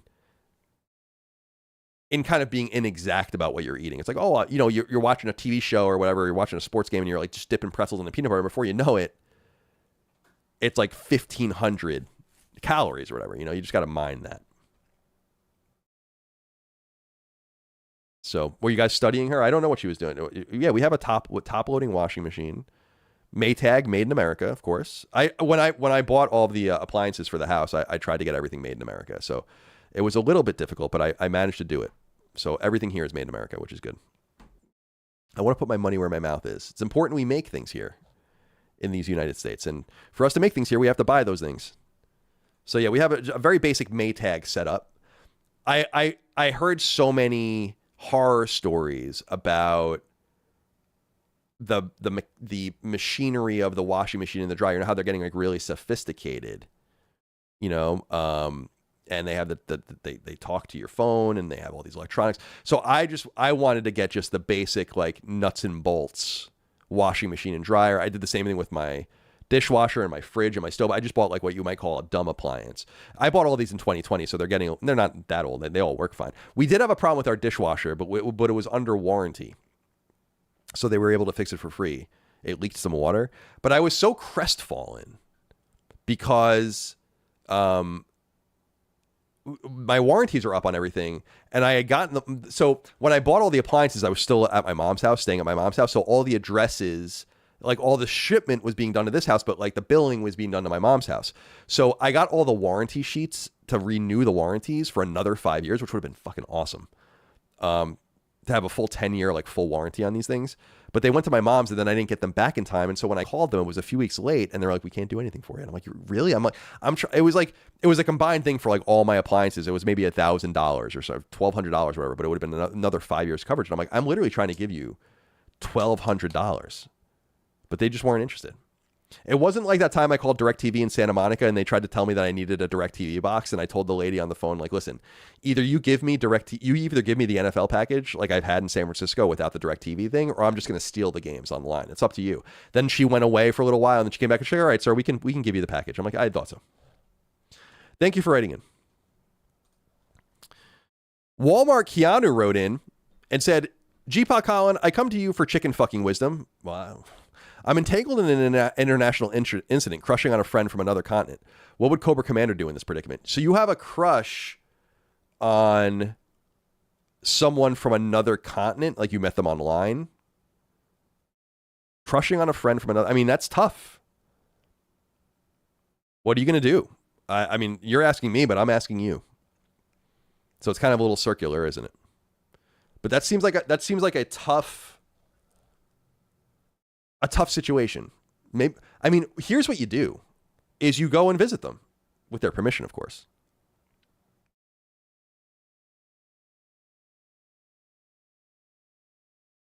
This is a good question. Tundra Boy says, "Do they know you exist?" It's the first question. Let's assume, right, that this is a mutual friendship that you've had online, right? Okay, I've made many friends online. I've told you guys, right, about how, like, I had a friend online in the 90s into the 2000s. I haven't talked to him in years, but he lived in Minnesota, and we were really, we met through PlayStation Magazine, PSM, the classifieds, in 1997. And in 2000, he came and visited me. And that was, like, considered crazy. Remember, like, everyone thought everyone online was going to kill you. Like, it's so funny how, like, if you fast forward to time and in 1998, it's like, don't tell anyone your real name on the chat rooms on AOL and they're going to come and kill you. And then it's like, hey, in 20 years, people are going to be on apps and they're just going to find each other on these applications on a phone. And it's going to be a screen in your hand and they fuck each other. So you got nothing to worry about with this. So here's what I think is, if this is a real authentic thing and you know it's real, right? Like a real person, then see if you, and maybe there's a romantic feeling, a mutual romantic feeling, go and visit that person and then you'll know. But I bet you get it out of your system. There are many fish in the sea, my friend. Zach Miklas wrote in and said, if you could go back in time to the Roman days and give them one piece of today's technology, what would it be? That's an interesting question in that, like, what would you need to give them to... It's like a game of civilization to, like, nudge them. Like, would it be something like electricity? I guess what I'm saying is, like, it can't be like a computer or something, because that's a series of technologies. Like some sort of basic thing. Like, what would be the basic thing that would put them 1,000 years ahead? Like, that they could wrap their minds around. Downside Wave says guns. That's a good choice. But that's not really, that's a great choice, actually. But and it's funny, too, because I was reading about this recently, about how it's so interesting that the Chinese invented everything for the gun, but just never put it together the way the West did. And so they really could have dominated like 1,000 years before we really had guns. A very civilization arc. But it would be something like, there's like some piece of core base technology that would help them, I would assume. But I don't know what it would be. I really don't. It's an interesting question. Really interesting question. Because I'm always fascinated by, like, bringing people forward. I always think about Benjamin Franklin with this thing, because I think he would get it. Jefferson would also get it, I think. But, like, just showing them the marvels of today and be like, wouldn't it be so fun to blow their minds and be like, look at this country that you founded. Look at all, like, and by the way, our country, Mr. Franklin, is like the base, like, we were a backwater back then, right? Like, it's the center of the world now. And Mr. Franklin, Mr. Jefferson, everyone uses our technology. Our companies, our corporations, which would kind of be a foreign thing to them too, are globally dominant. And without them, no one functions. And I think that would be an amazing thing. Addy Pie says, founded, you mean stolen? Yeah, I do. They can steal it back, I guess. That's time immemorial, isn't it? Is anyone on the land that wasn't lived on by someone else before? Where is that land? Show me. Show me. So yeah, we conquered this land. We did. There's no doubt about it. I don't say that with any level of shame. Everywhere everyone lives has been conquered. Yeah. So yeah, it's a fun little thing. The Portuguese, the Iberian Peninsula was Muslim. The Portuguese are not. Come on.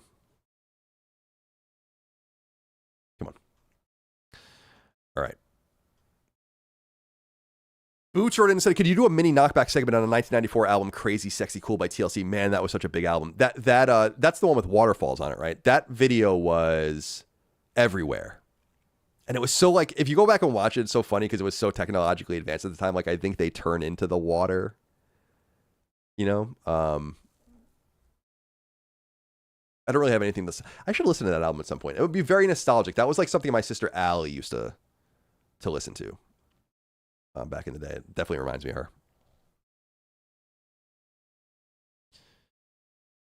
Mexawolf wrote in and said, you mentioned liking the Nintendo DS, but not so much the 3DS. Why? The DS was awesome. The Nintendo DS was fucking awesome, especially when the 2006 redesign came out. But even the original one was awesome. It's the library of games. It was so perfect. Like, the DS is... I like the DS way more than the PSP. And there were just so many... There were so many amazing games on it.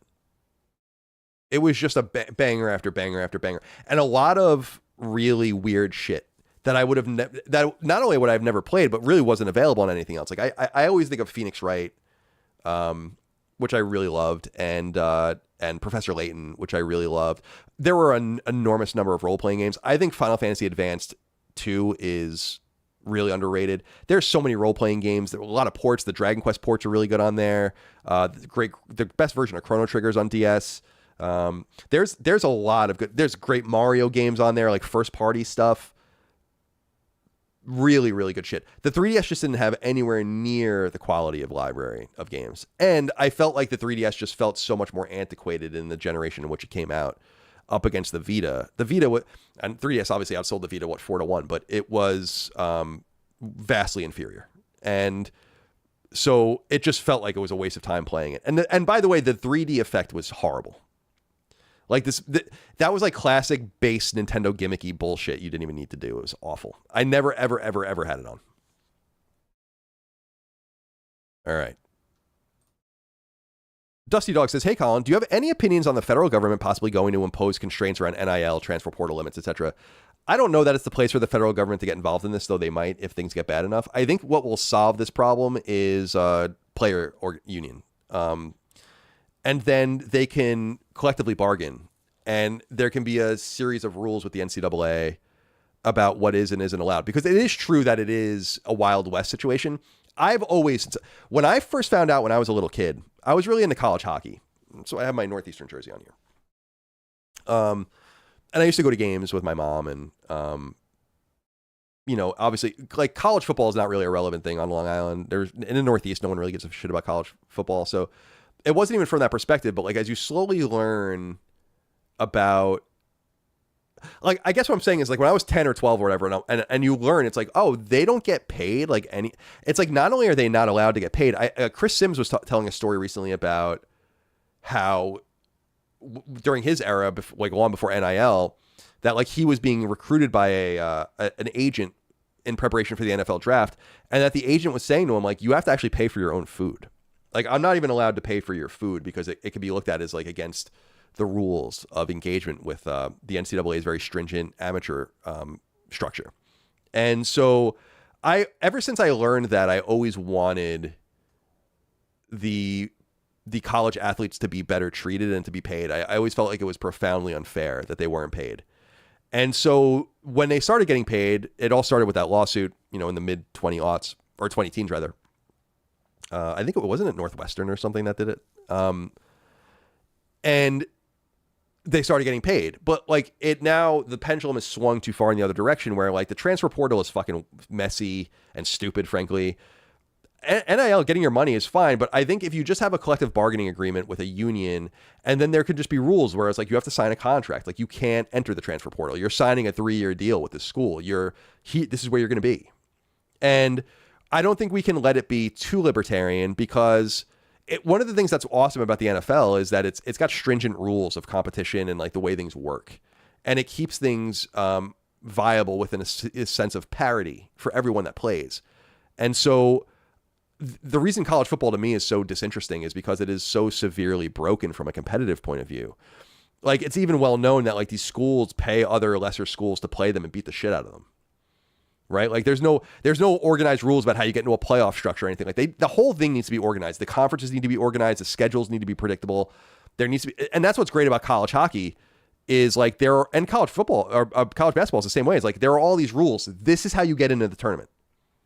This is how it works. This is what you need to do. This is what our expectations are. I like that kind of stuff. All right. Craig Full wrote in and said, "Hey, Colin, I am really glad the big hack of 2026 didn't put you off of your Pragmata playthrough. It is such a great game. Thanks for all you do. Pragmata is awesome, dude. It's my favorite game of the year. No doubt about it. And I gotta say, I'm gonna. It's a thesis right now. I mean, we're not in September yet, where the games really start coming out, and we'll really test it. But this is a very strong year for games, at least from my perspective. You have like Pragmata, Resident Evil, 007. All top quality AAA games. And then you have games like Mouse and Vampire Crawlers that were awesome. It's just been a very, very, very good year for video games, I think. And it's something tells me, and it's not even contingent on GTA. That's like icing on the cake. It's like September has the ability of adding that many games to the list again. I think it's a very compelling year, but Pragmata is excellent. And I really, really enjoyed playing it on Insanity mode. It's very difficult at times. The last boss is really hard on Insanity mode. But it forces you to use the hacking stuff in a way that the main game really doesn't, and it becomes very dynamic. There's really nothing like it. If you've not played it, man, I really do recommend it. There's a lot of meat on the bone, too. Like, I think people are really underplaying how big the game is. Like, people are like, it's 8 or 10 hours. I'm like, I guess if you, like, rush through it and don't do anything. But there's like a bunch of collectibles. There's like this whole bingo system, like with these bingo cards, and you go into and you get these coins, and it's really cool. And you do all these special tests, almost like a Metal Gear style like VR missions sort of thing. There's a whole epilogue and like secret ending, and you have to fight all the bosses again and do all that. It's really, really cool, man. I highly recommend it. And I was shocked by how good 007 was. I'm not a 007 guy. Like I don't have any particular affinity for the brand. But it was really, really special. Mason Edmond says, to your point about Judas in Take-Two, I've been watching a lot of Zelnick interviews, and I know we're in an anti-CEO culture, but he seems great. I agree. I mean, he obviously knows what he's doing, and I that's why he comes up a lot, because I'm quite impressed with him as well.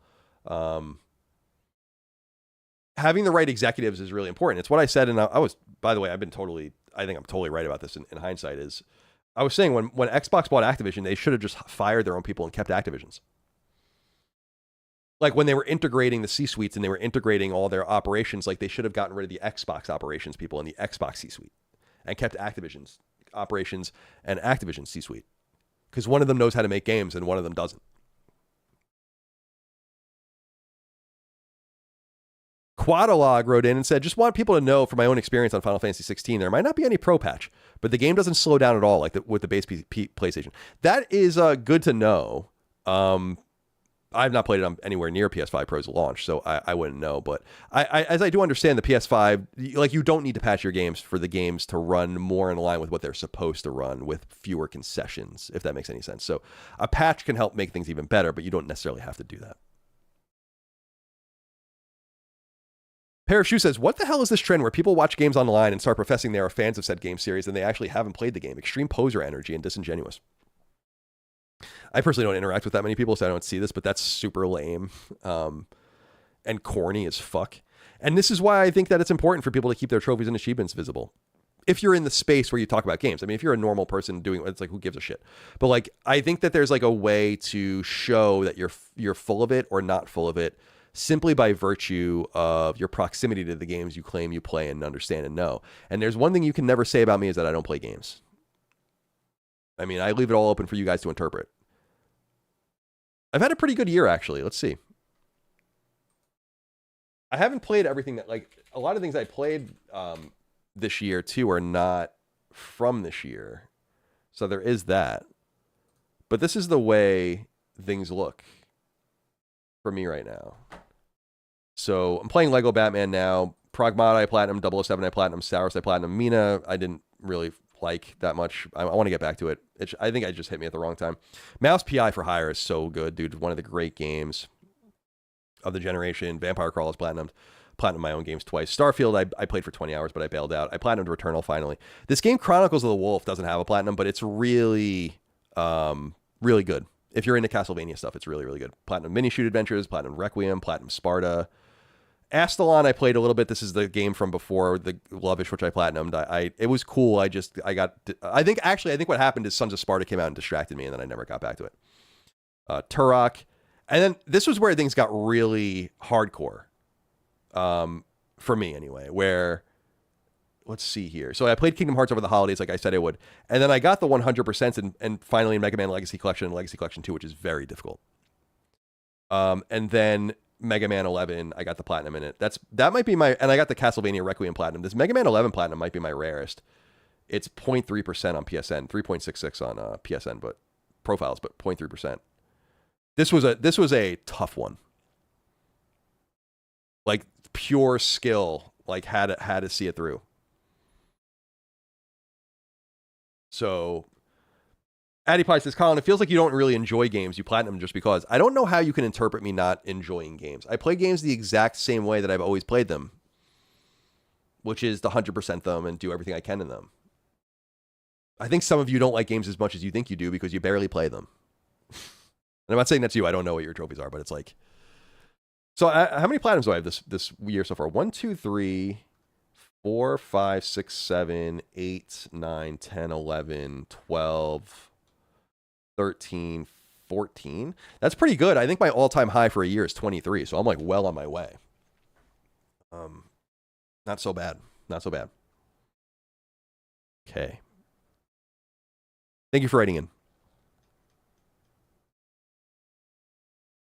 Riley Hunsacker or Saker wrote in and said, FromSoft games are made for you. There's so much Mega Man in their DNA to the design philosophy. I hope one day they'll click for you. Peace. Yeah, maybe. I don't know. Kind of over it. The thing that's bothering me about Mina is people are like, it's a Souls-like. I'm like, no, it's not. Why does everyone keep saying this about games that are hard?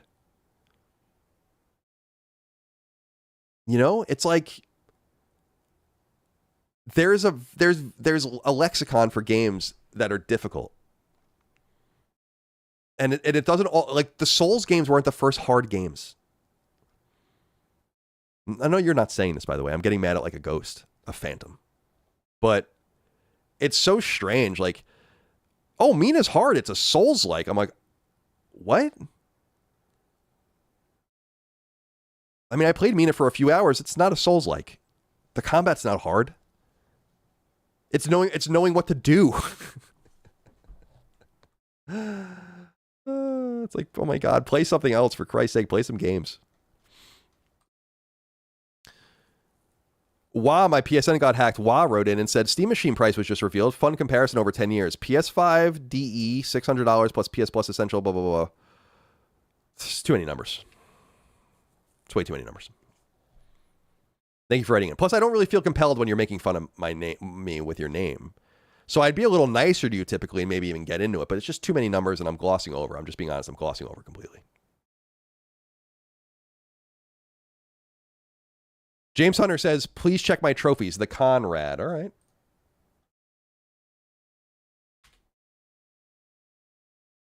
Let's see. 38 plats, not bad. Resident Evil 3 platinum. I never got the platinum in this. What is... By the way, I don't know how many of you use PSN profiles, but it's so good. It's like one of the only websites I use. Because, you know, we don't really use websites anymore. Now we use apps and all this. It's like when I open a browser, it's like one of the only places I go. That's a pretty good one. Yeah, I mean, I need to see more completion. If I had one piece of advice, it's like, let's get this platinum count going. Like, Stellar Blade, where are you here with this? So you've done everything except for beat it on the hardest difficulty, I guess, right? So you're coming correct. Appreciate you. Go back here. Rubik's Cube wrote in and said, I have many plats like Bond, most PS first party games, and even the Twin Breaker plat on Vita, but in my young days when I was a teenager, I also got the Mayo plat. Can I be forgiven? I am ashamed. I don't think that my name is Mayo plat I don't have it, but I don't think it's really that egregious because that was a novelty thing at the time. Remember, like, there was nothing like that at the time where it was like, oh, just play this. It was a joke. And it's not a joke anymore. So 10 years ago when that was a thing, it was like, oh, it was so much different. It was like that game on PS3, Linger in Shadow, or Detuned, which were like really easy trophy PS3 games, but that was kind of the novelty because most games weren't easy. And now we do. So I actually don't think there's it's like having the Hannah Montana Platinum. That was like the mark of like a shitty platinum list, is if you had that. And I don't, ironically, I've played that game and didn't platinum it. So it's like the worst of both worlds, but that's like a legitimate 10-hour platinum. So it's like not that big of a deal now. Ultimately, I have no platinums that I really regret, because even the platinums that I was getting in the PS3 era, especially that were like a little easier, were still 20-hour platinums, because the things like that exist now didn't exist then. All right. Lemstees wrote in and said, from one NFL fan to another, look into VC Box or Superbox. Wife got me one for my B-Day last year. Any game, anywhere. Thank you for the stream. I appreciate that, and I know a lot of people do that, but I want to have the official thing. I want to pay for it. I don't want to do illegal things. The story I was telling about DirecTV was specifically when they were like, because you remember when DirecTV allowed you to get Sunday Ticket beginning in like 2010 or 2011, but you didn't have to have the box. That was a big revolution. So I started doing that, and I started getting it on PS3, and then I got it on PS4. And when I moved from San Francisco, it worked fine in San Francisco. When I moved to LA, because my apartment building in Santa Monica allowed for dishes, they were like, well, you can get a dish, and so we don't allow this option if you can get a dish. You have to get the dish and then get Sunday Ticket through the dish. And I'm like, well, I'm not doing that. And that's what I told them. I'm like, well, listen, like, I've had the system for years. I'm sure it shows it in your system. I've been a customer. I've spent probably a couple $1,000s on this since I've been with it. This was during when NFL Reddit still existed as well, which they got rid of because it was so fucking ridiculous how easy it was to steal games there. But that's what I told them. That's what I told the lady. I'm like, I'm just being straight up with you. Like, I'm not getting the dish. So like, you can either sell me your subscription for $300 or whatever, and I'll gladly buy it and pay for it, or I'm just going to pirate the games. And that was just me being straightforward. It was one of those examples where like I made it fairly, you know, I was fairly straightforward with what I wanted. So yeah, they gave it to me or whatever, and then yeah, I've been a customer of it ever since. So yeah, so I've been using Sunday Ticket like for consecutive years in just the app since I think 2011. So this will be my 15th year. And obviously it migrated over to YouTube, and it is so fucking expensive now. The thing about it being on YouTube though is that it works great. Like, anyone who's used NFL Sunday Ticket app like in years like back in the day will know that like that week one was always fucked up. Like, it just didn't work. And then they would slowly get into whatever. And then it would work again. But with YouTube, it's much more structurally sound from an engineering perspective, and it works really well, but it's more expensive. And my uncle was actually telling me that he like kind of worked the system a little bit and called Google or whatever, or YouTube, and was like, I'm canceling Sunday Ticket. And then they gave him $100 discount to stay. Because it really is onerously expensive. But the problem is, especially as a Jets fan, is like, I think there are no primetime games for the Jets this year. It's either 1 or 4. Maybe 1 or 2 of those might be on TV at some point. But I don't really have it's not like I'm a Cowboys fan or something where it's like, oh, like all of these games are on TV, like, you know, national TV or your local, you know, Sunday afternoon game or whatever. So I really have no choice but to get Sunday Ticket. Now, what I would like is an a la carte option to just get Jets games. And this gets into like the government with the antitrust exemption and whatever with the NFL. And I know there's some agitation around kind of trying to break the NFL stranglehold over selling the entire package of all games as opposed to letting people pick and choose what they want, specifically because the antitrust exemption allowed them to get access to the channels, like the network channels. But now that they're streaming their games, some people are saying that they're kind of betraying the spirit of the deal they made with Congress in the 50s. So we'll see what happens. Vesmolo wrote in and said, you notice the industry is trying to make a truce with audiences. I think the next Sony pipeline will do this, but there will be another trend by then.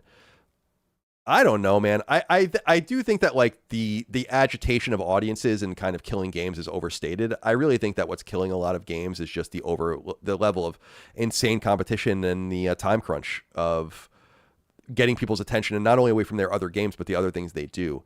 There's just a premium on time that didn't exist before. It's not even a premium on money, which is why I think that even expensive hardware might not preclude a lot of people from buying it. It's a matter of if you can find the time and space to play all of these things.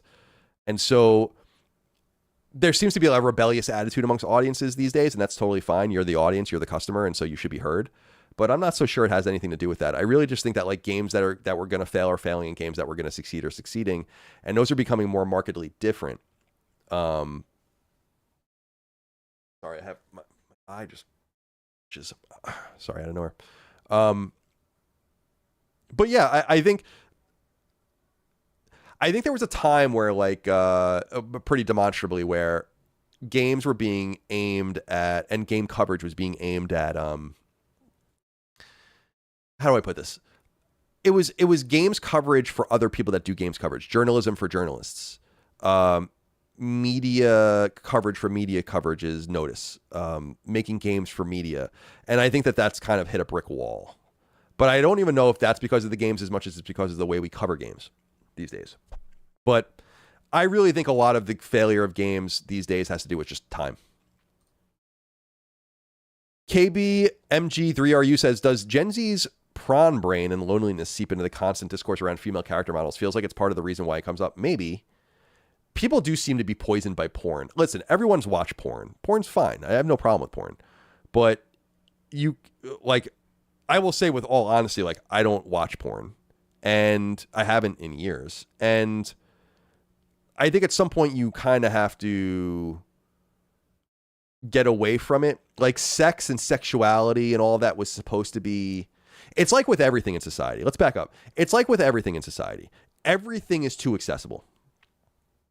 Everything is too easy. It's too easy to eat bad. It's too easy to cheat in school. It's too easy to circumvent relationships and just watch porn. It's too, you know what I mean? Like everything is too easy and too accessible. And with that comes a lot of advantages. And with that comes a series of deleterious disadvantages that often stack upon each other. You know, when I was a little kid, I remember looking at my first Playboy when I was like, you know, in 4th or 5th grade or whatever with my friends. It was like in his dad's bedroom and whatever. And it's like, there was just something so different about that than just your parents aren't paying attention on your fucking Chromebook and you're just doing whatever you want. I don't know. Parents really have to trust their kids in a way that you had to trust your kids in different ways. Like, you know, like, it's 10 o'clock. Do you know where your children are kind of shit? Like that doesn't happen anymore. Now we have like helicopter parents and people are up each other's asses, but there's everyone has their own secret digital life. It's really interesting, you know? And having grown up in the analog era and then the digital era begins really like, you know, with computers and the internet, you know, the internet became big in the mid 90s when I was like 10, 11. So like 12, you know, and we got on the internet in 1996. And even then it was so different, but you better believe like a lot of people were looking at porn then too. So I don't know how much things have changed. Maybe not video because you really didn't have, you know, the connection capable of getting video, but yeah, I don't know.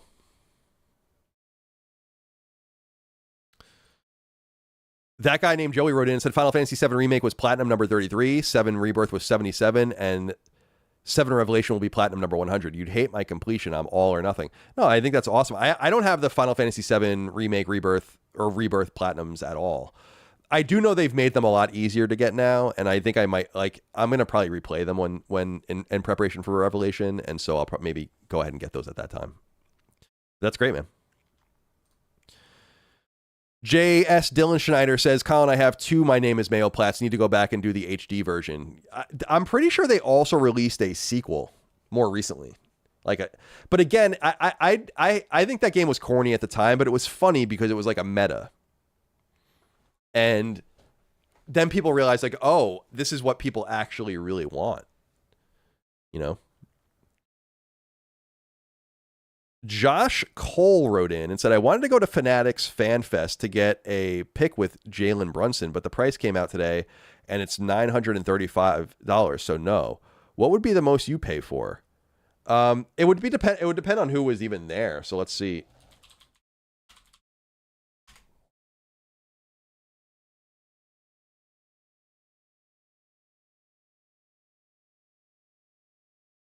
I'm not seeing anything for this. What is this? What is this? Fanatics Fan Fest. all that's coming up when I Google it is Fantastic Fest, which is definitely not what you're talking about, I don't think. I assume this is not, maybe this is what you're talking about. I don't think so, though.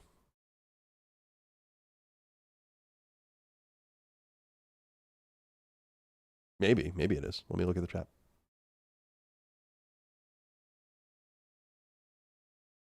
Oh yeah, I don't know. There is no one I really want to meet, to be honest. So it's like, I'm good. Keep my distance. Yeah, I will say this. I see Ant Hong says Fanatics ruin sports merch. Fanatics merch sucks. It is so disappointing that they got the NHL jerseys. Adidas was doing such a good job with the sweaters. I have a few of them. What a shame. What a shame. They are awful. That Fanatics is awful. All right, it's the final inquiry. New Adventures in Pony wrote in and said, "Hi, Colin. Would you ever try a segment on Sacred Streaming called Trophy Hunters, where you rate a community member's trophy list?" I mean, I just did that before. I don't mind doing that. I don't know that the audience finds that very tantalizing, to be honest. But I mean, it could be interesting, I suppose. All right. Well, we've been going for almost, 3 hours, 40 minutes? I think that's enough. I'm going to go walk the dog. It's fucking hot out. It's 94 degrees. But it says it's mostly cloudy, so I might be able to get away with walking the dogs, and then I'm going to get in the pool and float around a little bit. The pool looks great. I wish I could show it to you guys. Maybe there's a way I can do it. Let me see if I can figure this out. But, yeah, I appreciate everyone's support and love and kindness. Next week, I think we'll do we'll try to have a guest on, maybe. I'm getting more comfortable now. Maybe we will never need Dustin to stream again. He didn't really want to do this anyway. I mean, I feel like I was kind of putting him off by like streaming. I think he wants like more of his own time to do his own thing. So it's kind of a good problem to have, to try to kind of figure these things out on my own as best I can. I mean, I'm not doing it on my own. I have a lot of help with Locke and Dustin, of course. But so we'll try to get that going and maybe do something a little more dynamic next time around. Seeing if I can get this picture off my phone onto the computer. I think I can. Now let's see. Hold on a sec. Give me one moment.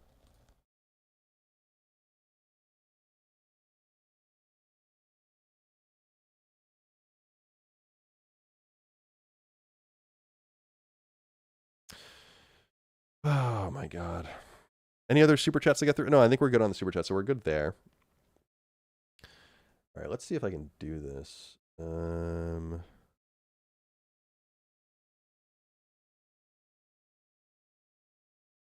I open this here? Yes. Oh, I can. So this is what the pool looks like now. Does it work? Yeah, there we go.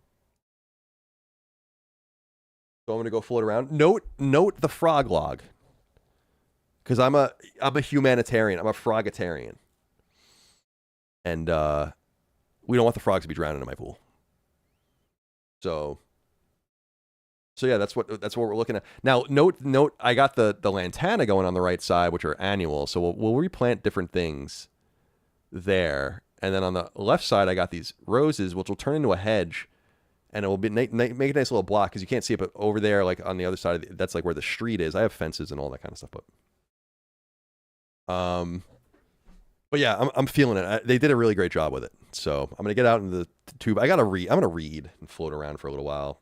It's hard for me to get in the pool and not drink and smoke. Like, I just want to float around and drink and smoke in the pool all day, but it's just not good for you, you know. So I might go in the pool and drink and smoke, but we'll see what happens. All right. What am I reading? I'm going to read Frankenstein. I bought it on Amazon. I never read it. So I'm going to start there. It is as well. All right. My friends, appreciate you. Love you. We'll see you next week. And we will see you on Sacred Symbols and all the rest. I hope you have a great week. Be well. My very best to you. Thank you for your love, kindness, and support. Couldn't do it without you. That's it. Bye. Let's see. I got to go to this. Stream end. Transition.